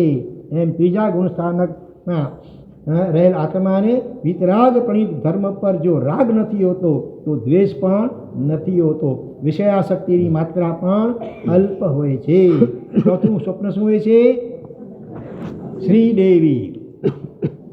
સંસારી દ્રષ્ટિએ જેની પાસે લક્ષ્મી હોય એ સર્વત્ર શેમાં હોય? મજામાં હોય. સર્વત્ર આદર પામે. દરિદ્રતા તરફ નફરત, શ્રીમંતાઈ તરફ આકર્ષણ, નિશ્ચિંતતા જન્ય પ્રસન્નતા, પોતાના જેવા અમીર ન હોય એના ઉપર દયા અને ધનની તાકાત ઉપર એને પૂર્ણ શ્રદ્ધા હોય. એમ ચતુર્થ ગુણસ્થાનક છે, એનું નામ શું છે? અવિરત સમ્યક દ્રષ્ટિ. બરોબર, અવિરતી છે, હજી એમાં વ્રતો નિયમ નથી. જેને સમ્યક દર્શનની સ્પર્શના થઈ ચૂકી હોય એ કાયમ શેમાં હોય? જેમ ધનવાન વ્યક્તિ શેમાં હોય? કાયમ મજામાં. એમ સમ્યક દ્રષ્ટિ હોય, શરીરથી ભિન્ન આત્માની થોડીક પણ ઝલક મેળવી હોય અને એની પ્રતિથી ટકી રહેલી અંદરમાં, એટલે કાયમ મજામાં જ હોય. સુખમાં કે દુઃખમાં, અનુકૂળતા કે પ્રતિકૂળતામાં, એવર ગ્રીન, એવર ફ્રેશ, બારે માસ વસંત પંચમી, બારે માસ સંવત્સરી એના માટે હોય જાણે. સર્વત્ર એ આદરનો પાત્ર બને, બધા બહુમાનથી એને જુએ. ચિત્ત એનું કેવું હોય? ઉપશાંત. મુક્તિનું એને શેનું ભાવે? આકર્ષણ, એને સમ્યક કહેવામાં આવે. સંસાર પ્રત્યે તીવ્ર નફરત નિર્વેદ. પાપી અને દુઃખી જીવો ઉપરના હૃદયમાં શું હોય? 2 અક્ષરની દયા. અને 4 અક્ષરમાં કેવી હોય? તો 4 અક્ષરમાં અનુકંપા.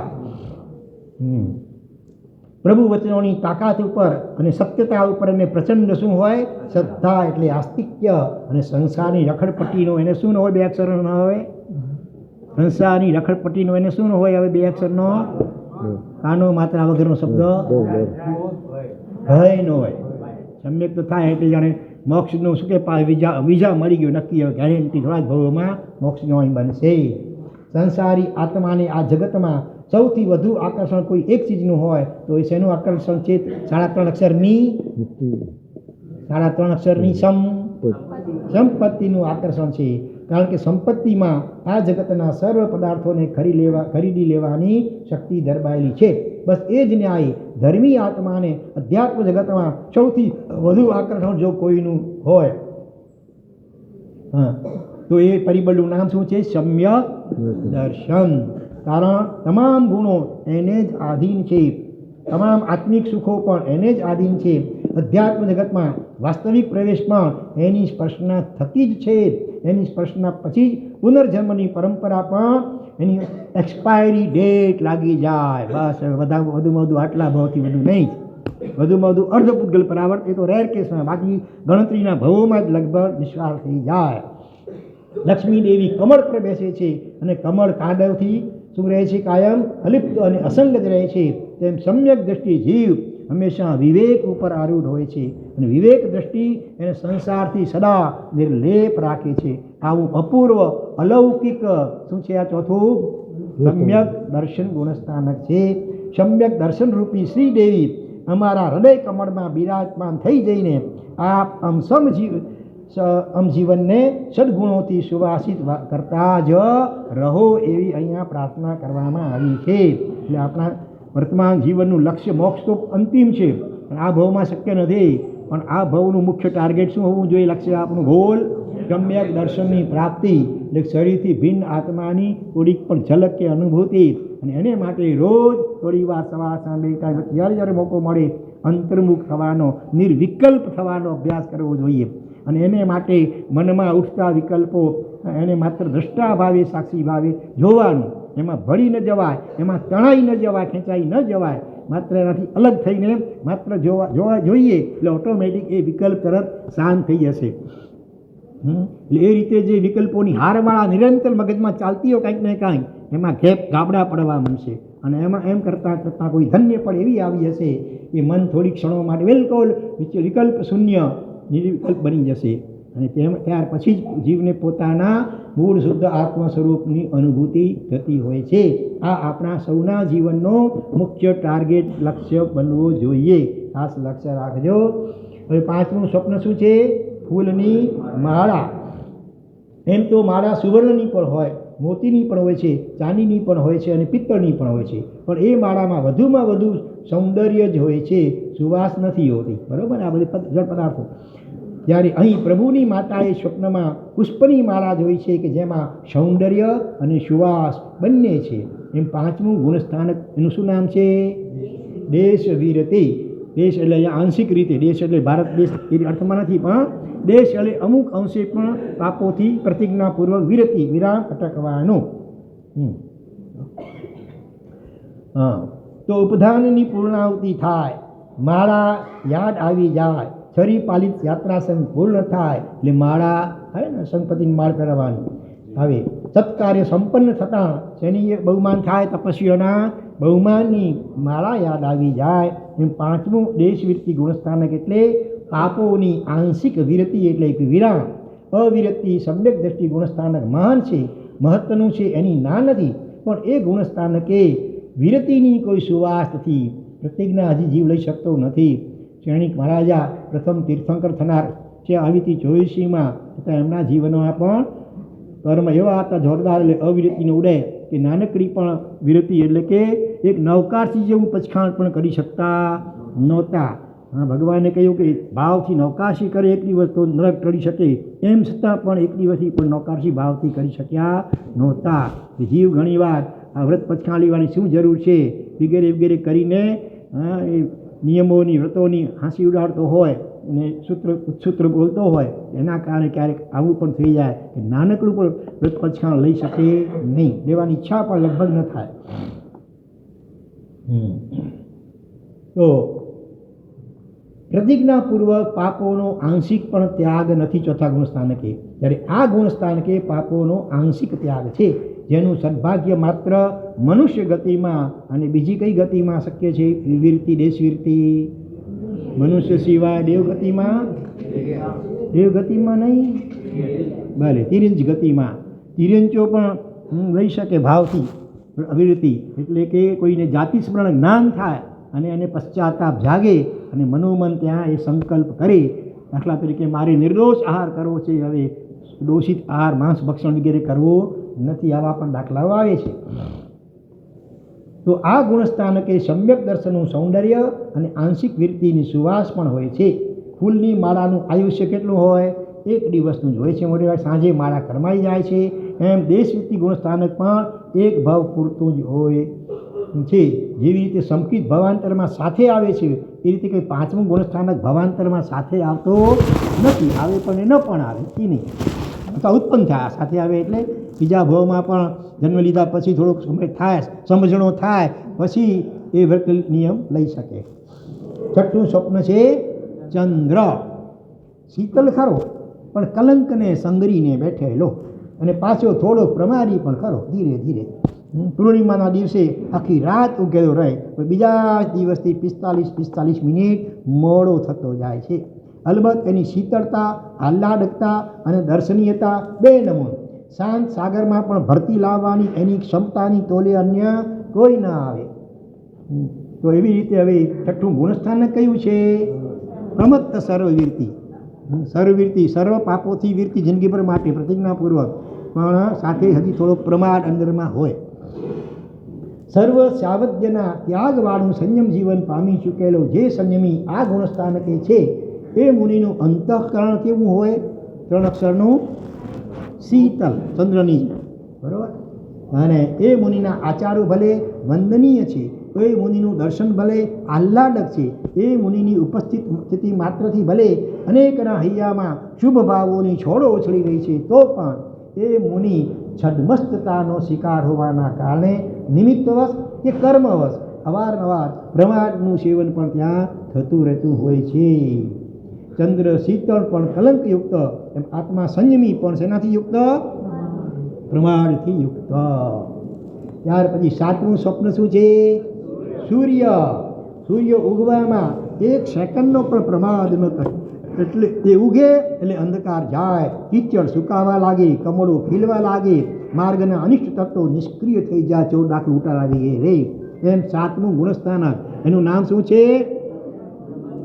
અપ્રમત્ત સર્વવિત. છઠ્ઠું હતું પ્રમાદયુક્ત સર્વવિતિ, સાતમું અપ્રમત્ત, એટલે નિરંતર આત્મરમણતા એમાં હોય. જોકે ટકે બહુ નહીં, શરૂઆતમાં સહેજ એક ક્ષણ માત્ર ટક્યો ન ટક્યો ને વળી વિકલ્પ આવી જાય મનમાં.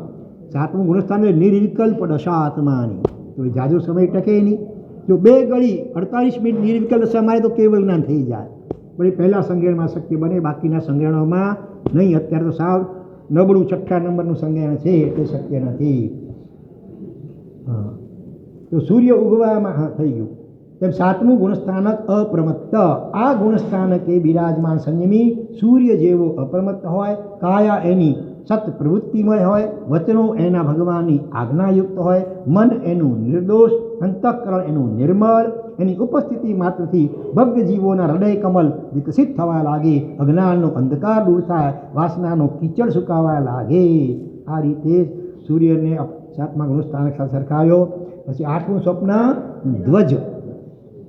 મંદિર ગમે એટલું ભવ્ય હોય, એનું શિખર ગમે એટલું ઉત્તુંગ હોય, એ પણ એ શોભે છે ક્યારે? જ્યારે શિખર ઉપર ધજા લહેરાતી હોય. અને ધજાની મજા તો એ છે કે દૂરથી જ એના દર્શન થઈ જતા હોવાથી ભક્તોને એ પ્રભુના દર્શન માટે પ્રોત્સાહિત કરતી રહે છે. એવી રીતે હવે આઠમું ગુણસ્થાનક, ખબર છે કોઈને એનું નામ આઠમા ગુણસ્થાનકનો? ભાઈઓમાંથી કોને ખબર છે? હા, અપૂર્વ. ત્યાંથી અવાજ સાંભળી લીધો ને, સારું, ધન્યવાદ. જરા ગડબડ થઈ ગઈ. અપૂર્વ કરણ, કલ્પ નહીં પણ અપૂર્વ કરણ, કંચો સાંઈ ધ્વજા, બરોબર. આ ગુણસ્થાને કેથી સપક શ્રેણીની અથવા તો ઉપસમ શ્રેણીની શું થાય? શરૂઆત.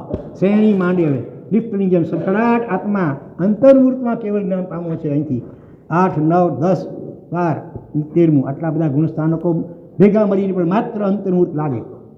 હા, જેમ લિફ્ટ કેમ સડસડાટ તમે ઉપર પહોંચી જાઓ, એવી રીતે હવે આઠમાંથી સડસડાટ આગળ વધતો આત્મા અંતર્મૂર્તમાં જ કેવળ જ્ઞાન પામવાનો હોય. અહીં અપૂર્વ કરણ, કરણ એટલે અધ્યોષા, ભાવ આપણા, એવું અપૂર્વ અનંત જન્મમાં ક્યારેય અનુભવ્યા ન હોય એવા ઉત્તમ અધ્યોષાઓ નિર્વિકલ્પ સ્થિતિમાં.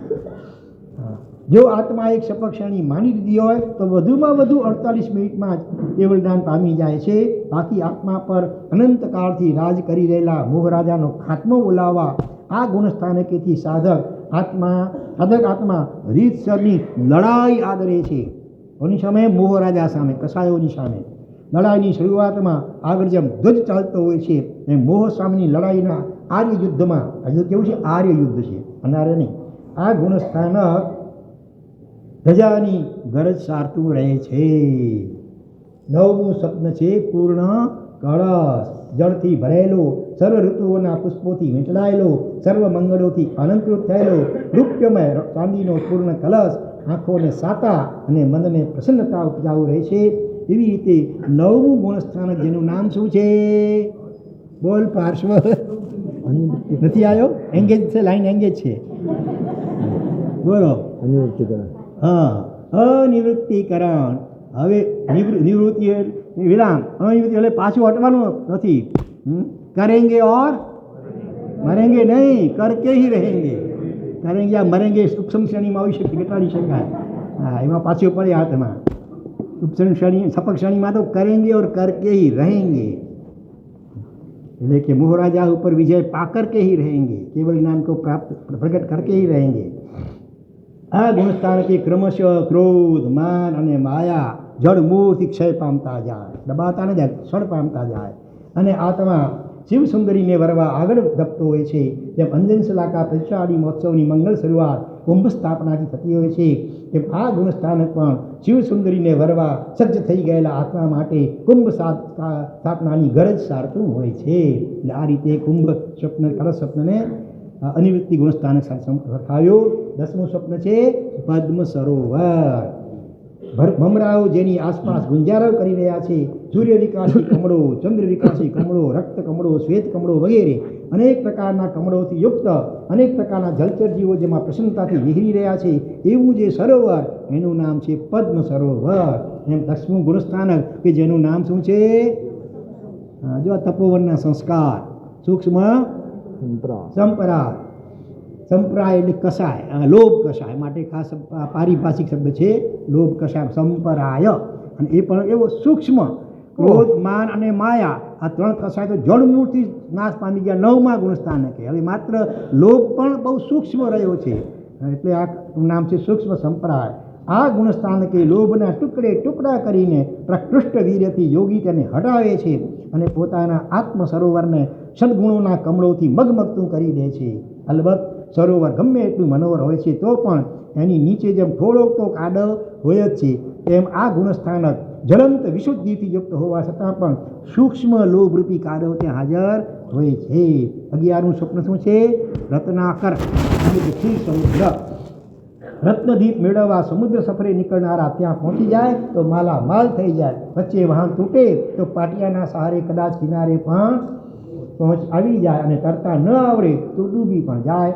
અલબત્ત પ્રભુની માતા સ્વપ્નમાં જે રત્નાકર નિહાળે છે એ રત્નાકર તો નયનાભિરામ આંખોને ગમે એવો આહલાદક છે, રમણીય છે, ઉછળતા તરંગોવાળો છે. તો 11મું ગુણસ્થાન શું છે? ઉપશાંત મોહ.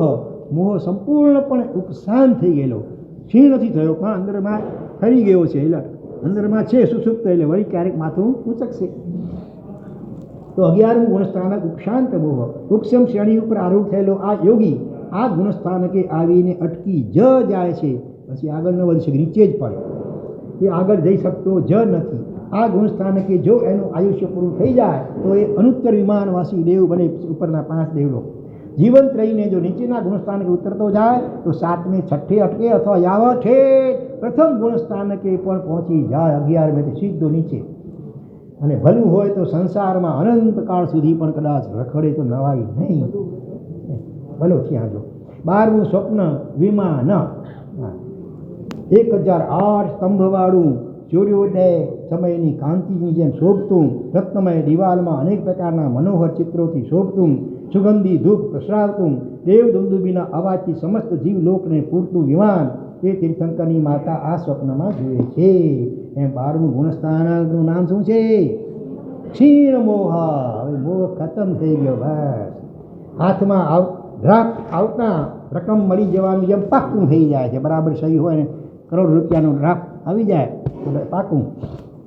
એમ આ ગુણસ્થાનકને સ્પર્શી ચૂકેલા આત્માનું પરમ ગતિમાં જવાનું પાક્કું થઈ જાય છે. બધા જ કસાયોના ક્ષયવાળું આ ગુણસ્થાનક આત્માને જાણે કે સંદેશ આપે છે કે સિદ્ધિ ગતિના લોકાગ્ર ભાગે તને લઈ જવા માટે હું વિમાન બનીને તારી પાસે આવી ગયો છું. પ્રશ્ન માત્ર એક સમયનો છે. બસ હવે તું તૈયાર થઈ જા, બી રેડી. 13મું સ્વપ્ન આવે છે રત્ન રાશિ. રત્નનો ઢગલો. પુલક રત્ન, વજ્ર રત્ન, નીલ રત્ન, કરકેતન, લોહિતાક્ષ, મરકત, મસારગલ, પ્રવાલ, સ્ફટિક, ચૌગંધિક, હંસગર્ભ, શ્યામ રત્ન અને ચંદ્રકાંત રત્ન વગેરે જમીન પર રહેલા છતાં પણ આસમાનમાં કાંતિ ફેલાવતા રત્નોનો સમૂહ તીર્થંકરની માતા આ સ્વપ્નમાં જુએ છે. એમ 13મું ગુણસ્થાનકનું નામ શું છે? સયોગી કેવલી. કેવલી કેવલ જ્ઞાન પણ હજી મન વચન યોગ છે એટલે યોગ સહિત એટલે સયોગી. બહિર જગતમાં સમૃદ્ધિ એ જો રત્નો છે તો આભ્યંતર જગતમાં સદગુણોનો ઉઘાડ એ રત્નો છે. બહિર જગતમાં ચિંતામણી એ જો રત્ન છે તો આભ્યંતર જગતમાં ધર્મ એ રત્ન છે. આ ગુણસ્થાનકે આવેલ આત્માને કેવળ જ્ઞાન પ્રગટ થઈ જતું હોવાથી આત્માના અનંત ગુણોની ઉગાડ થઈ જતો હોય છે. અનંત ગુણોના ઉગાડરૂપ રત્નોનો રાશિ એ જ આ ગુણસ્થાનકનો રહસ્યાર્થ છે. અને સૌથી છેલ્લું 14મું ગુણસ્થાનક કયું ભાઈ? અયોગી. એટલે યોગ એટલે અહીંયા મન વચન કાયા. હવે એનો નિરોધ સંપૂર્ણપણે એટલે યોગ રહિત થશે. મન વચન કાયાના યોગો રૂપી ધુમાડો હવે અહીં નથી હોતો. અને શુક્લ ધ્યાનના છેલ્લા 2 પાયા સ્વરૂપ અગ્નિ હોય છે કે જે સમસ્ત કર્મ કચરાને બાળી નાખે છે. અહીં યોગ નિરોગ દ્વારા શૈલેષીકરણ કરીને સર્વ કર્મોથી મુક્ત થઈને આત્મા સિદ્ધિ ગતિ તરફ પ્રયાણ કરે છે. વર્ષો પૂર્વે અમેરિકાથી આવેલ એક ચુશ્રાવિકાએ પરમાત્માની માતાને આવેલા 14 સ્વપ્નના સંદર્ભમાં મને જે વાત કરી હતી એ હવે એમના શબ્દોમાં સાંભળો. મારા સાહેબ, પાઠશાળામાં ગયેલા મારા નાના બાબાએ પાઠશાળાના શિક્ષકના મુખે પરમાત્માની માટેને આવેલ 14 સ્વપ્નોનું વર્ણન સાંભળ્યું અને ઘરે આવીને એણે મને જે પ્રશ્ન પૂછ્યો એણે મને પગથી મસ્તક સુધી શું કરી દીધી? હલાવી દીધી. એણે મને પૂછ્યું, મમ્મી હું તારા પેટમાં આવ્યો ત્યારે તને 14 સ્વપ્ન આવેલા? કોઈએ પૂછ્યું આવું? હા ના. કેમ ના આવ્યા? બેટા, પેટમાં તીર્થંકરનો આત્મા હોય તો જ માતાને 14 સ્વપ્ન આવે. મમ્મી, તીર્થંકર કોણ બની શકે? આ જગતના સર્વ જીવો પ્રત્યે જેને 3 અક્ષરની શું હોય? કરુણા. મમ્મી, આવી કરુણા હું ભાવીશ જ, અને આવતા જન્મમાં મારી મમ્મી જે બનશે એને 14 સ્વપ્ન આવીને જ રહે એવું તીર્થંકરનો આત્મા હું બનીને જ રહીશ. ઓહો હો, વાહ ભાઈ વાહ. સલામ એની ભાવનાને. મહારાજ સાહેબ, આ મારા બાબાના મુખમાંથી નીકળેલા આ શબ્દોએ મને તો ચોધાર આંસુએ રડાવી દીધી. હર્ષના આંસુ કે આવો પુત્ર રત્ન મળ્યો છે. અમેરિકાથી પાછી આવેલી સુશ્રાલિકાથી, ત્યાંની નહોતી, મૂળ હતી ભારતની સુશ્રાલિકા. યાદ રાખવા જેવું છે કે પ્રત્યેક તીર્થંકર ભગવંતની સાધના અલગ અલગ હોય છે, પણ ખાલી જગ્યા તો સમાન હોય. સાધના અલગ અલગ હોય, તપ વગેરે કોઈ અલગ, હા, પણ સમાન શું હોય? ભ ઉપરથી લઈએ તો ભાવના સમાન. શું કઈ ભાવના? આ જગતના સર્વ જીવોને તારી દેવાની, આ જગતના સર્વ જીવોના સાચા હિતની. વાંચી છે ને આ પંક્તિ? ષડ જીવ નિકાય હિતમ પરમાત્મ તત્વમ. ષડ જીવ નિકાયનું હિત જેમાં હૈયે વસ્યું છે એ જ પરમાત્મ તત્વ છે. અને કમાલનું આશ્ચર્ય એ છે કે ષડ જીવ નિકાયનું, ષડ જીવ નિકાય એટલે શું ભાઈ? 6 નિકાય. કયા કયા? પૃથ્વી કાય, અપકાય અને ત્રસકાય. એનું હિત પરમાત્માના હૈયે વસ્યું હોવાના કારણે 14 સ્વપ્નના માધ્યમે 6 કાળના જીવો પ્રભુના ચવન કલ્યાણકને વધાવવા માતાના સ્વપ્નમાં પધારે છે. જો પૃથ્વી કાળના જીવો કયા કયા? 14 સ્વપ્નમાં બોલો. ચંદ્ર, સૂર્ય, દેવ વિમાન અને રત્નની રાશિ, આ 4 છે પૃથ્વી કાળના અંદર જીવો. અપકાય પાણી, એનામાં કયા કયા આવે? પૂર્ણ કળશ, પદ્મ સરોવર અને રત્નાકાર છે સમુદ્ર 3. દેવકાના જીવો કયા કયા આવે? ધુમાડા વગરનો અગ્નિ. વાયુકાના જીવોમાં શું આવે? ધજા ફરકે છે. વનસ્પતિકાના જીવો પુષ્પની માળા સ્વપ્નના માધ્યમે. અને ત્રસકાયના જીવો ગજવર, વૃષભ, સિંહ અને શ્રીદેવી, આ 4 સ્વપ્નના માધ્યમે કેવી સુંદર ઉત્પ્રેક્ષા કરવામાં આવી છે. આમાં પ્રભુના આ ગુણ વૈભવ અને પુણ્ય વૈભવ આગળ ઝૂકી જવાનું મન ન થાય તો જ આશ્ચર્ય. આ 14 સ્વપ્ન નિભાળ્યા બાદ જાગી ગયેલા ત્રિષ્ણા ક્ષત્રિયાણી સૌ પ્રથમ તો આ 14 સ્વપ્નને સ્મરણમાં લાવીને ધારી રાખે છે. કૃતિનો આધાર શ્રુતિ બની શકે છે, અર્થાત આચરણનો આધાર શ્રવણ બની શકે છે, પણ સ્મૃતિનો આધાર તો રુચિ જ બને. સ્મૃતિ ક્યારે થાય? જેમાં રુચિ હોય એની સ્મૃતિ, રુચિ જેની પણ હોય એની સ્મૃતિ અકબંધ બનીને જ રહી જતી હોય છે. કલ્પના કરો, કૃષ્ણા માતાના આવેલા સ્વપ્નો 1 કે 2 નથી પણ 14 છે. એ સ્વપ્નો જીવનમાં જેની ક્યારેય કલ્પના પણ ન કરી એવા સ્વપ્નો આવ્યા છે. અને છતાં જાગતાની સાથે એ તમામ સ્વપ્નોને એણે ક્રમબદ્ધ સ્મૃતિ પથમાં ગોઠવી દીધા છે. એવી ગજબની હશે ધારણા શક્તિ. આપણા ઘણા એવા છે દર વર્ષે આ સ્વપ્ન બધા જુએ પણ છતાં ક્રમસર યાદ હોય નહીં. કેટલાને ક્રમસર યાદ છે 14 સ્વપ્ન? જો કેટલી બહુ થોડી આંગળી નથી યાદ. બહેનો તો લગભગ, બહેનોમાં કોને કેટલાને આવડે મોઢે?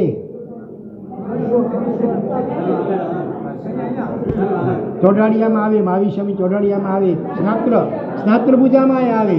ગજ વૃષભ અને સિંહ લક્ષ્મી ફૂલની માળજો, ચાંદો સૂરજ ધ્વજ કુંભ સરોવરો રેજો, સાગર ને દેવ વિમાન જરત્ન નિરાશી જો, 14 સુપને દેખે અગ્નિ મનોહરો રેજો, શુભ સુપના દેખી ધરતી સલામત જો પર્વતે ઉડીને આગળ કરે.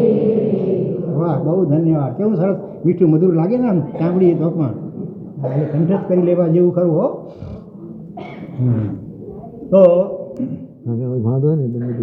ટેકનોલોજીના વર્તમાન યુગે કદાચ સૌથી વધુ જાલિમ આક્રમણ કર્યું હોય તો એ આક્રમણ શેના ઉપર કરેલું છે? અઢી અક્ષરની આપણી સ્મૃતિ ઉપર.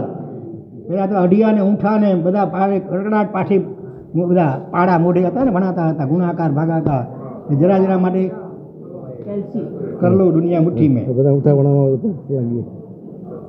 હા, સ્મૃતિ ઉપર માણસે યાદ રાખ. ઘણાને તો પોતાનો નંબર પણ યાદ ન હોય, પોતાના મોબાઈલનો નંબર યાદ ન હોય, પોતાના ઘરવાળાને કદાચ યાદ ન હોય. હા, હલા દેણદાર કે શું કે એના બાકી હોય, એના નંબર યાદ હોય, ઘડી ઘડી ઉઘરાણી કરવાની હોય ને એટલે માણસે યાદ રાખવાનું બધું જ 4 અક્ષરના ઉપર છોડી દીધું છે. 4 અક્ષરનું શું? અને એમાં કરુણતા એ સર્જાઈ છે કે મનને સમ્યકની એવી કોઈ રુચિ ન હોવાના કારણે મોબાઈલમાં સારું લગભગ SAVE સેવ થતું નથી, અને ગલતની અને ગંદાની ભારે રુચિ હોવાના કારણે ગંદું પારાવાર સેવ થઈ જાય, પાછું લોક લગાડી દે. હા, પરિણામ ગંદવાળના દર્શન સર્વ સમયે અને સર્વ સ્થળે સુલભ થઈ ગયા છે. એક બાજુ મનને ગંદાની, હા ભલે ગંદુ તો નહીં પણ આમ જનરલ ચાલુ કરી દીધું પાછળ ક્યાંય આમ કરવા ટાઈમ પાસ કરવા માટે. તો બીજી બાજુ મોબાઈલના માધ્યમે એની સતત સ્મૃતિ મોબાઈલની સવારે ઉઠીને પહેલાં દર્શન કોના કરવાના? ભગવાનના, મોબાઈલ દેવના. હાહાકાર સર્જવામાં શું બાકી રહે પછી? પહેલાંના સમયમાં પુરુષો પોતાની સેલેરી છુપાવતા હતા અને સ્ત્રીઓ પોતાની શું છુપાવતી હતી? એવો શબ્દ છે સેલરી, લરી આવે પાછળ, જ્વેલરી. તમે ન બોલે, અહીંથી અવાજ આવ્યો ક્યાં? જ્વેલરી, ઘરેણા. પુરુષો સેલેરી, પોતાનો પગાર, ઇન્કમ કેટલી છે. આજના કાળે યુવાન યુવતીઓ પોતાની ખાલી જગ્યા છુપાવી રહ્યા છે, પાછળ લેરી આવે. હા, ગેલેરી. હા, કરુણતા છે ને એમાં જ બધા એવા પ્રકારના ન જોવા યોગ્ય ફોટા વગેરે હોય. 14 સ્વપ્નોને સ્મૃતિપથમાં લાવ્યા બાદ, ધારી લીધા બાદ ત્રિશલા માતા જે શાલીનતાથી અને સહજતાથી સિદ્ધાર્થ રાજા પાસે આવે છે, જે મધુર શબ્દોથી સિદ્ધાર્થ રાજાને જાગૃત કરે છે, અને સિદ્ધાર્થ રાજા પણ જે સંયમથી, આદર અને ઔચિત્યથી ત્રિશલા માતાના વ્યવહારનો પ્રતિભાવ આપે છે, એ ખરેખર કાબિલે દાદ હોય છે. ક્યાંય આંચકલાય નહીં, ક્યાંય છીછરાપણું નહીં, બલકે સર્વત્ર ઉદાત્તતા અને ઉત્તમતા જ. દેવાનું પ્રિય, બોલો પણ દેવાનું પ્રિય, આવા મધુર શબ્દો ભૂલશો નહીં. જેની પાસે મનની પવિત્રતા છે એણે પોતાના આચરણને પવિત્ર રાખવા ઝાઝી મહેનત કરવી પડતી નથી. સહજ જ એનું આચરણ પવિત્ર રહે છે. અને તેવું મન ને મન તેવું જીવન. જેનું મન ખુલ્લું હોય છે એણે દંભી બનવું પડતું નથી. એના વ્યવહારમાં સહજ જ સરળતા દેખાતી હોય છે. જેની પાસે વચનની સત્યતા અને મધુરતા હોય છે એણે કટુ વચનના કે અસત્ય વચનના શરણે જવું પડતું નથી. જેનો સ્વભાવ સુંદર હોય છે એને પ્રિય બનવું પડતું નથી.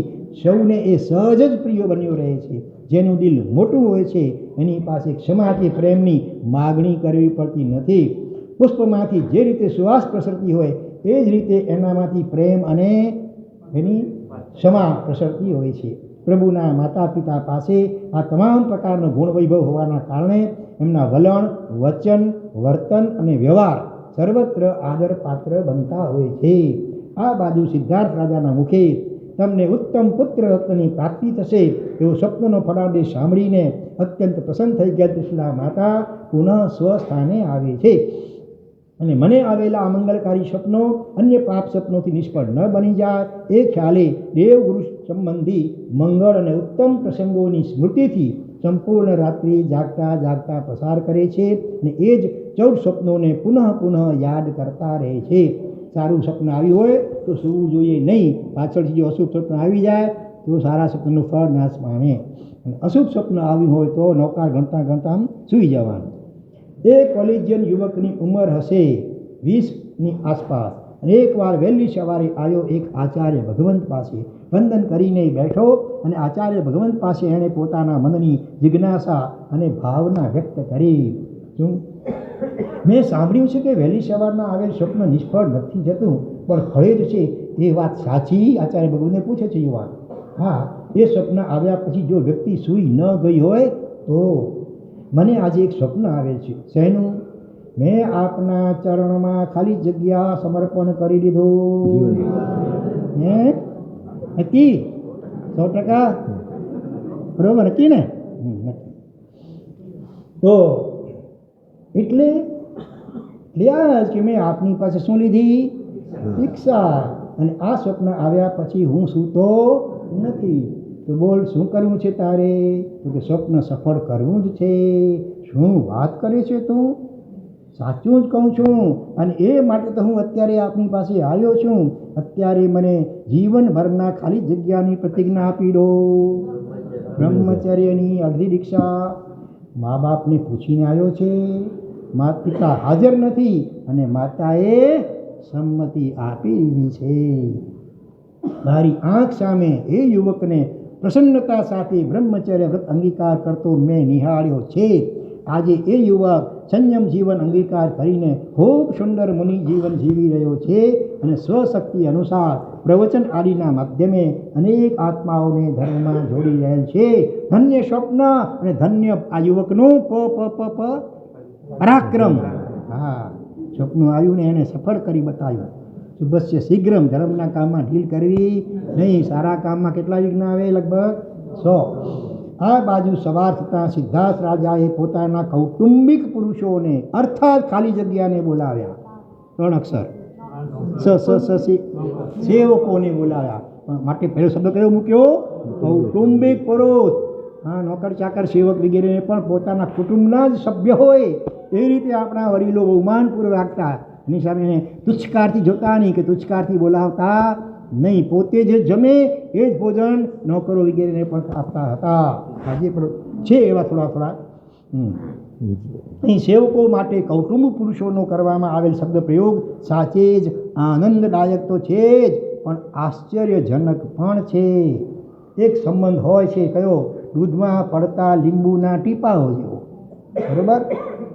હા, લીંબુના ટીપાઓ દૂધને જેમ ફાડી નાખે છે, એમ કટુ શબ્દ પ્રયોગ અને કઠોર વ્યવહાર સંબંધોને ત્રાસદાયક બનાવીને જ રહે છે. બીજો એક સંબંધ હોય છે દૂધમાં પડતા 2 અક્ષરના જેવો, લિક્વિડ પાણી. દૂધમાં પડતું પાણી જેમ દૂધને પાતળું બનાવીને જ રહે છે, એમ સ્નેહ રહિત શબ્દ પ્રયોગ અને વૃક્ષ વ્યવહાર સંબંધોના પોતને નબળું પાડીને જ રહે છે. બરોબર? માટે આવું પણ નહીં, લીંબુ પણ નહીં, પાણી પણ નહીં. હવે ત્રીજો હોય છે દૂધમાં પડતી સાકર જેવો. સાકર દૂધમાં પ્રવેશી જઈને દૂધને જે રીતે ગળ્યું બનાવી દે છે, બસ એ જ રીતે મધુર શબ્દ પ્રયોગ અને સૌજન્યસભર વ્યવહાર સંબંધોને મીઠા બનાવતો રહે છે. હજી આગળ વધીએ તો એક સંબંધ ચોથો કેવો હોય છે? દૂધમાં પડતા 4 અક્ષર જેવો, મેળવણ જેવો. તો મેળવણ દૂધમાં પડીને ભળી જઈને જે રીતે દૂધનું દહીંમાં રૂપાંતર કરી નાખે છે, બસ એ જ રીતે આત્મીયતા ભરેલ મેળવણ જેવી લાગણી ખરેખર સંબંધોને જમાવતી રહે છે. અને હા, બરોબર. હવે દૃષ્ટાંત આપે છે એને લગતું. તને સમાચાર મળ્યા શેના? આપના લગ્ન કરાવનાર ઘોર 35 વર્ષની ઉંમરે ગુજરી ગયા. એના પાપનું ફળ એને મળવાનું જ હતું. પત્નીએ જવાબ આપી દીધો. આ સંબંધ આ કેવો કે આ સંબંધ દૂધને માં લીંબુ જેવો કહેવાય. એટલે પતિથી કંટાળી ગઈ છે અને એણે આપણને બેન જોડ્યા માટે. બીજો દાખલો, શાહજહાંએ મુમતાઝના મરણ પછી તાજમહેલ બંધાવ્યો હતો. મારા મરણ પછી તમે શું બંધાવશો? શું કરશો? કમળાબેનનું ટિફિન બંધાવી દઈ. પતિએ પત્નીને જવાબ આપી દીધો. આ સંબંધ કેવો કહેવાય? દૂધમાં પાણી જેવો પાતળો કરી નાખે. હવે ત્રીજો દાખલો, એક પરિવારનું ઘર ઉપાસ્યની બાજુમાં છે અને પુત્ર વધુ ચાતુર્માસ દરમિયાન નથી પોતાને પિયર જતા કે નથી તો એક પણ રવિવાર બહાર ફરવા જતા. કારણ શું હશે? બોલો બોલો. કારણ ગોત્રી વરવા આવતા સાધુ સાધ્વીજી ભગવંતનો પર્યાપ્ત લાભ મળે એ માટે નહીં પિયરે કે નહીં ફરવા, પણ વાર ક્યાંય રવિવારે પણ નહીં. પુત્ર વધુની સુપાત્રદાની આ લગ્નની ખુશાલીમાં સાસુ દરેક ચાતુર્માસ બાદ કુટુંબીજનોની ઉપસ્થિતિમાં પુત્ર વધુનું ખાલી જગ્યા ઓઢાડીને સાલ ઓઢાડીને 11,000 રૂપિયા આપીને સન્માન કરે છે. કોણ? જેઠાલાલભાઈ કોણ કરે સન્માન? અહીંયા સાસુ વહુનું બહુમાન કરે. આવો દાખલો છે, તમે જોયો છે કે સાંભળ્યો છે? હા, સાલ સાસુએ વહુને સાલ ઓઢાડીને આવા આટલા મોટા કવરથી બહુમાન કર્યું હોય. હા, સાધુ સાધુ ભગવંતોની પણ કૃપા વર્ષે પરિવાર ઉપર એમાં નિમિત્ત બની રહી છે આ પુત્રવધુ. એટલે સાસુ પણ એવા કદરદાન છે, કદર કરે છે પોતાના સાસ. આવી સાસુઓ બધા પોતાની વહુની કદર કરતા થઈ ગયા તો દેવલાલીમાં એવા જ છે. ચોથો વારો ન વર્તે. અહીંયા બહારગામથી ઘણા આવ્યા છો.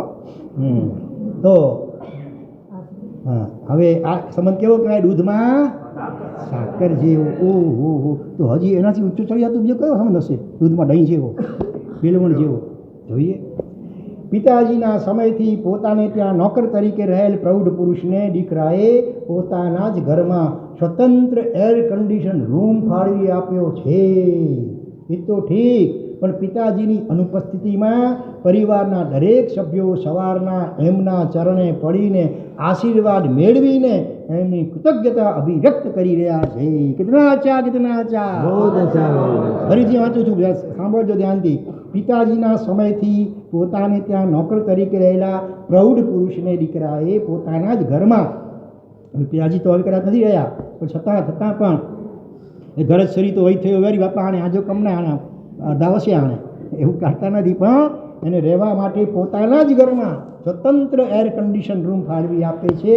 એટલું જ નહીં, પણ હવે પિતાજી નથી તો પિતાજીની સારી સેવા કરનાર આ પ્રૌઢ જે સેવક એમના ચરણે પડીને રોજ પાછા દરેક સવારના એમના ચરણે પડીને આશીર્વાદ મેળવીને પોતાની કૃતજ્ઞતા અભિવ્યક્ત કરી રહ્યા છે. આ કહેવાય સંબંધ કેવો? આ સંબંધ દૂધમાં મેળવણ. હવે તેના સરસ દૃષ્ટાંતો સંક્ષેપમાં પણ આપી દીધા. કૌટુંબિક પુરુષોને સિદ્ધાર્થ મહારાજાએ કચેરી સજાવવાની અને કચેરીમાં સિંહાસન ગોઠવવાની આજ્ઞા તો કરી, પણ એ આજ્ઞાને એ કૌટુંબિક પુરુષોએ સહર્ષ વધાવી લીધી અને શીઘ્ર એ આજ્ઞાનું પાલન કરીને સિદ્ધાર્થ રાજાને એ આજ્ઞા પ્રત્યર્પિત, એટલે પાછી અર્પણ કરવી. કોઈ કામ બતાવ્યું ને તમને, એ કામ થયા પછી જાણ કરવી જોઈએ કે ભાઈ મેં આપની આજ્ઞા પ્રમાણે આ કામ કર્યું છે.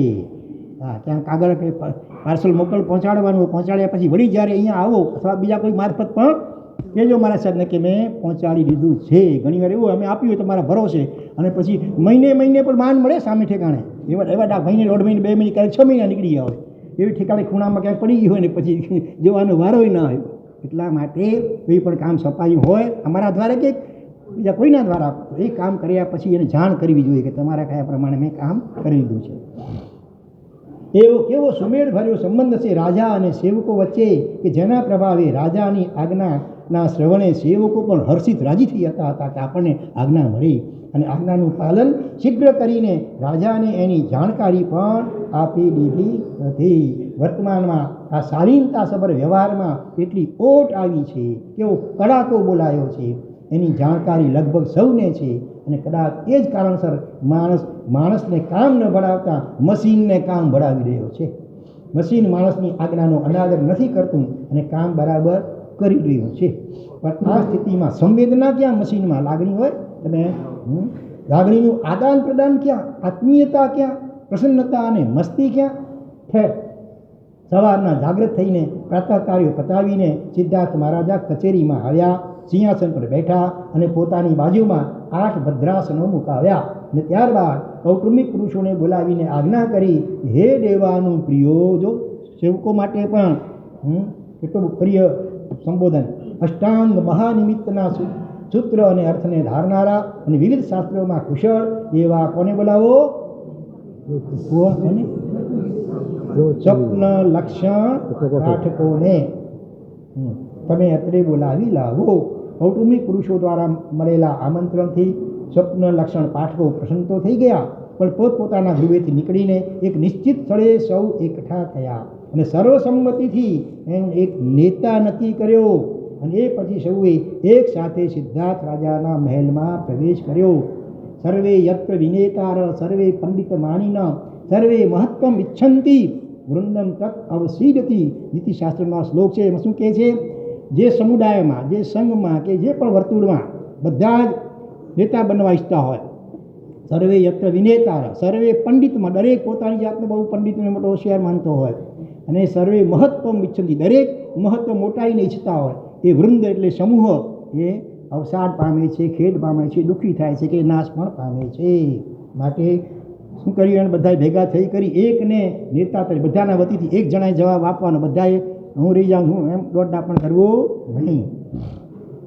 તો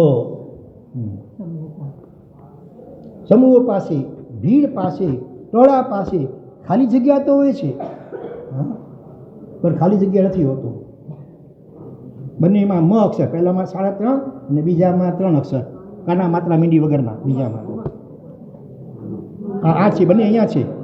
મસ્તક તો હોય છે, માથું 12 લાખ, પણ મગજ નથી હોતું. ભીડમાં લોલ કે લોક, ગાડરીઓ પ્રવાહ, એક બે બધા એની પાછળ હૈશો કરતા ઢોળી પડે. એટલે ટોળા પાસે નિર્ણય બુદ્ધિ તો હોય છે, પણ નિર્મળ બુદ્ધિ નથી હોતી. સંઘર્ષ વૃત્તિ તો હોય છે, પણ સમાધાન વૃત્તિ નથી હોતી. આક્રમકતા હોય છે, બાંગ્લાદેશમાં જોયું ને, પણ સ્થિરતા નથી હોતી. પરિણામ અંધાધૂંધી અને અરાજકતા, કદાચ હિંસા અને વિનાશ. લોકશાહી શાસન વ્યવસ્થાના જે પણ લાભો હશે, પણ મુખ્ય કોઈ નુકસાન હોય ને તો આ છે કે અહીં તો પ્રત્યેક પ્રજાજન કાં તો રાજા અને કાં તો રાજા બનાવવાની ક્ષમતા, કિંગ મેકર બનાવે, જેની પાસે દીર્ઘદર્શિતા નથી, પરિપક્વતા નથી, ગંભીરતા નથી, એ અહીં નેતા બની શકે છે. ગમે એટલા કેસ ચાલતા હોય એના ઉપર ગંભીર, તો એ પણ પૈસાના જોડે કે બાવડાના જોડે ઘણીવાર એ મંત્રી બની બેસતા હોય છે અને પોતાના અણઘડ વહીવટ દ્વારા અનેકના હિતની સાથે અને સુખની સાથે, સંસ્કારો અને સુવિધાઓ સાથે, સદગુણો અને સમાધિ સાથે શું કરી શકે છે? એ લોકો 2 અક્ષરમાં ચેડા કરી શકે છે. બસ હવે 2-3 પાના વાંચી મૂકી દઈએ. એક ભરવાડ એક શહેરમાં આવીને શહેરના નગરજનો વચ્ચે જાહેરાત કરી કે મારી પાસે રહેલ બકરા સાથે એ 1 કલાક ગાળી શકશે, એને મારા તરફથી હું કેટલા આપશો? 1 લાખ રૂપિયા આપીશ, ને મારા આ પડકારને ઝીલી લીધા પછી જે એમાં નિષ્ફળ જશે એને મને 1 લાખ રૂપિયા આપવાના રહેશે. સાંભળ્યું બરાબર? બકરાની સાથે કેટલા કલાક? 1 કલાક, ખાલી 1 જ કલાક બકરાની સાથે રહેવાનું છે. ભરવાડના પડકારને ઝીલી લેવા ઘણા લોકો તૈયાર તો થઈ ગયા, પણ જેવો બકરાને જોયો, બકરાની નજીક આવ્યા, આ પડકાર ઝીલી લેવાનું સૌએ માંડી વાળ્યું. કારણ બકરાના શરીરમાંથી જે વાસ આવતી હતી એ ખાલી જગ્યા ફાડી નાખે એવી અસહ્ય હતી. માથું ફાડી નાખે. પણ આખરે એક માણસ તૈયાર થઈ ગયો. દેવલાલીમાંથી હશે, જે ઓરડામાં બકરાને રાખવામાં આવ્યો હતો એ ઓરડામાં એ માણસ દાખલ તો થઈ ગયો, પણ 10 જ મિનિટ પસાર થઈ હશે ને બકરો બહાર આવી ગયો. માણસ ભરવાડે બકરાને પૂછ્યું, કેમ, શું થયું? આ તો રૂપક દૃષ્ટાંત છે. અંદર આવેલ માણસ તો રાજનેતા છે, એના શરીરમાંથી એટલી વાસ આવે છે કે 5 મિનિટ પણ એની સાથે રહેવું મારા માટે અશક્ય છે. હા, એટલે કે નાલાયકના હાથમાં જો સત્તાનું કેન્દ્ર આવી જાય છે ને તો આ હાહાકાર સર્જાઈને જ રહે છે. સમજવા માટે આ વ્યંગ્યાત્મક દ્રષ્ટાંત થયું. ચાહે રિક્ષા હોય કે ગાડી હોય, ટ્રક હોય કે ટ્રેન હોય, સ્ટીમર હોય કે વિમાન હોય, એનો ચાલક જો ચાલાક અને કુશળ જ હોવો જોઈએ, તો કરોડો પ્રજાજનોના યોગક્ષેમની જવાબદારી જેના શિરે હોય એ બુદ્ધિનો કેવો જોઈએ? પરિપક્વ. હૃદયનો કેવો જોઈએ? નિર્દોષ. અને અંતઃકરણનો કેવો જોઈએ? પવિત્ર જ હોવો જોઈએ. હા, ક્યાંય લફડા ન જોઈએ. એક યોગ્ય વ્યક્તિના નેતૃત્વ હેઠળ બધા જ સ્વપ્ન લક્ષણ પાઠકો જ્યાં મહારાજા સિદ્ધાર્થ બિરાજ્યા હતા ત્યાં આવ્યા અને મહારાજાને કયા શબ્દોથી વધાવીને આશીર્વાદ આપ્યા? જય હો, વિજય હો, દીર્ઘાયુ થાવ, યશસ્વી થાવ, પ્રજ્ઞાવાન થાવ, અનેક જીવોને અભયદાન આપનારા થાવ, ભાગ્યવાન થાવ, સૌભાગ્યશાળી થાવ. કીર્તિમાન થાઓ. મનની એક બદમાશી આ છે કે પોતાને જે સમજાતું નથી હોતું, કે આંખેથી દેખાતું નથી હોતું, એના અસ્તિત્વને સ્વીકારવા એ તૈયાર નથી હોતું. પ્રભુની કરુણા, ગુરુદેવની કૃપા, વડીલોના આશીર્વાદ, ગરીબોની દુઆ, આ બધા પરિબળો એવા છે કે જેની પ્રચંડ ક્ષમતા પર તો મનને વિશ્વાસ બેસવો જ મુશ્કેલ છે. અને એના અસ્તિત્વ પર પણ વિશ્વાસ બેસવો એ મન માટે મુશ્કેલ છે. શેના ઉપર? પ્રભુની કરુણા, ગુરુદેવની કૃપા, વડીલોના આશીર્વાદ અને ગરીબોની આ બધી જિંદગી જીતવાની જડીબુટ્ટીઓ છે. પણ આ તમામ પરિબળોનું અસ્તિત્વ છે એ વાસ્તવિકતા તો છે, પરંતુ એની જે પ્રચંડ ક્ષમતા છે ને એ તો કલ્પનાતીત છે. જવાબ આપો, ચશ્મા તો દેખાય છે, પણ ચશ્મા પાછળ જે આંખો હોય છે એ દેખાય છે, પણ એ આંખો પાછળ જે હોય છે એ દેખાય છે ખરો? હર્ષ, કોણ હોય આંખોની પાછળ? કોણ હોય? હા, અંદર કોઠિયો તો આત્મા. જોનાર કોણ છે? આ ચશ્મા દ્વારા, આંખો દ્વારા પણ જોનાર કોણ છે અંદરમાં? આત્મા ન હોય તો રામ બોલો ભાઈ, રામ થઈ ગયું હોય તો પછી દેખાય કઈ? તો સંદેશો, અને એ જ જો ન હોય તો આંખો અને ચશ્મા હોવા છતાં સામે રહેલા પદાર્થો જોઈ શકાય ખરા? હરગીજ નહીં. સંદેશ સ્પષ્ટ છે. આંખીથી જે ન દેખાતું હોય અને બુદ્ધિથી જે ન સમજાતું હોય એવું અસ્તિત્વ આ જગતમાં છે જ, અને તેની ક્ષમતા પણ પ્રચંડ છે. અને એમાં કરુણા, કૃપા, આશીર્વાદ અને દુઆ જેવા મંગળ છતાં પણ અદૃશ્ય પરિબળોની પ્રચંડ ક્ષમતા અંગે તો લેશ પણ શું કરવા જેવી નથી? બે અક્ષરની શંકા કરવા જેવી નથી. લગભગ 27 વર્ષ પૂર્વેનો આ પ્રસંગ છે. એ સાલમાં આમ ચાતુર્માસમાં રાજકોટ માંડવી ચોક પાસેમાં હતું. એક દિવસ બપોરના સમયે એક યુવક મને મળવા આવ્યો અને એણે જે વાત કરી એના જ શબ્દોમાં કે મહારાજ સાહેબ, માનવામાં ન આવે અને કલ્પના પણ ન થઈ શકે એવો ચમત્કાર 3 દિવસ પહેલાં સર્જાઈ ગયો. બન્યું એવું કે મમ્મી, પપ્પા, હું અને મારી બહેન અમે બધા શંખેશ્વર તીર્થમાં ગયા હતા. પ્રભુની પૂજા છેક સાંજના 5 વાગે સંપન્ન થઈ અને મેં ઘરમાં રહેલા દાદીમાને ફોન કરીને જણાવ્યું કે અમે રાતના 8 વાગે અત્રેથી રાજકોટ આવવા નીકળી રહ્યા છીએ. ના, તમે રાતના નહીં પણ આવતીકાલે સવારના જ નીકળો.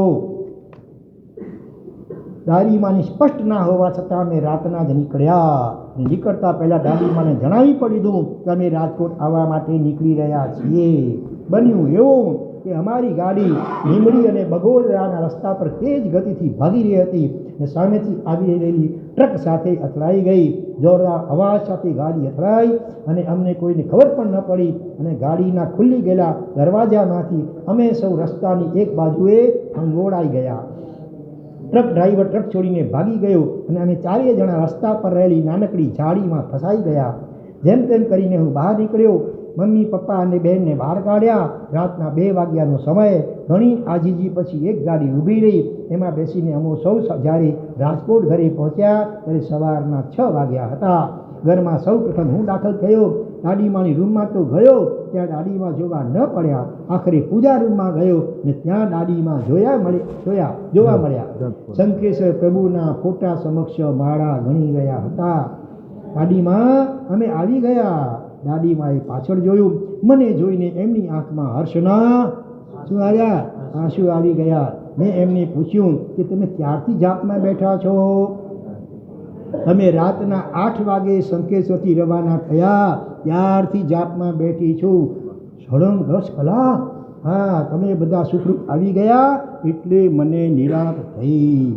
શુભેચ્છા અને આશીર્વાદની પ્રચંડ ક્ષમતા અંગે આ સત્ય દ્રષ્ટાંત વાંચ્યા પછી પણ મનમાં કોઈ શંકા ઊભી રહે છે ખરે? કોઈ એવા નિકાસિત કર્મનો ઉદય હોય એટલે એક્સિડન્ટ થયો. જોકે પહેલેથી એમને અગમચેતી આવી ગઈ હશે, ના પણ પાડી છતાં આગળ નીકળ્યા, પણ જો બચી ગયા અકસ્માત. સૂડીની સજા જાણે કે સોયથી પતી ગઈ એના જેવું થયું. વિશેષ અગ્રહ વર્તમાન. હવે લગભગ 10 પાના આવતીકાલ માટે બાકી છે, બરાબર? હાર્દિક ઈચ્છામી દુક્કડમ. ઓમ શાંતિ શાંતિ શાંતિ. સર્વમંગલ માંગલ્યમ સર્વકલ્યાણ કારણમ પ્રધાનમ સર્વધર્માણામ જૈનમ જયતિ શાસનમ.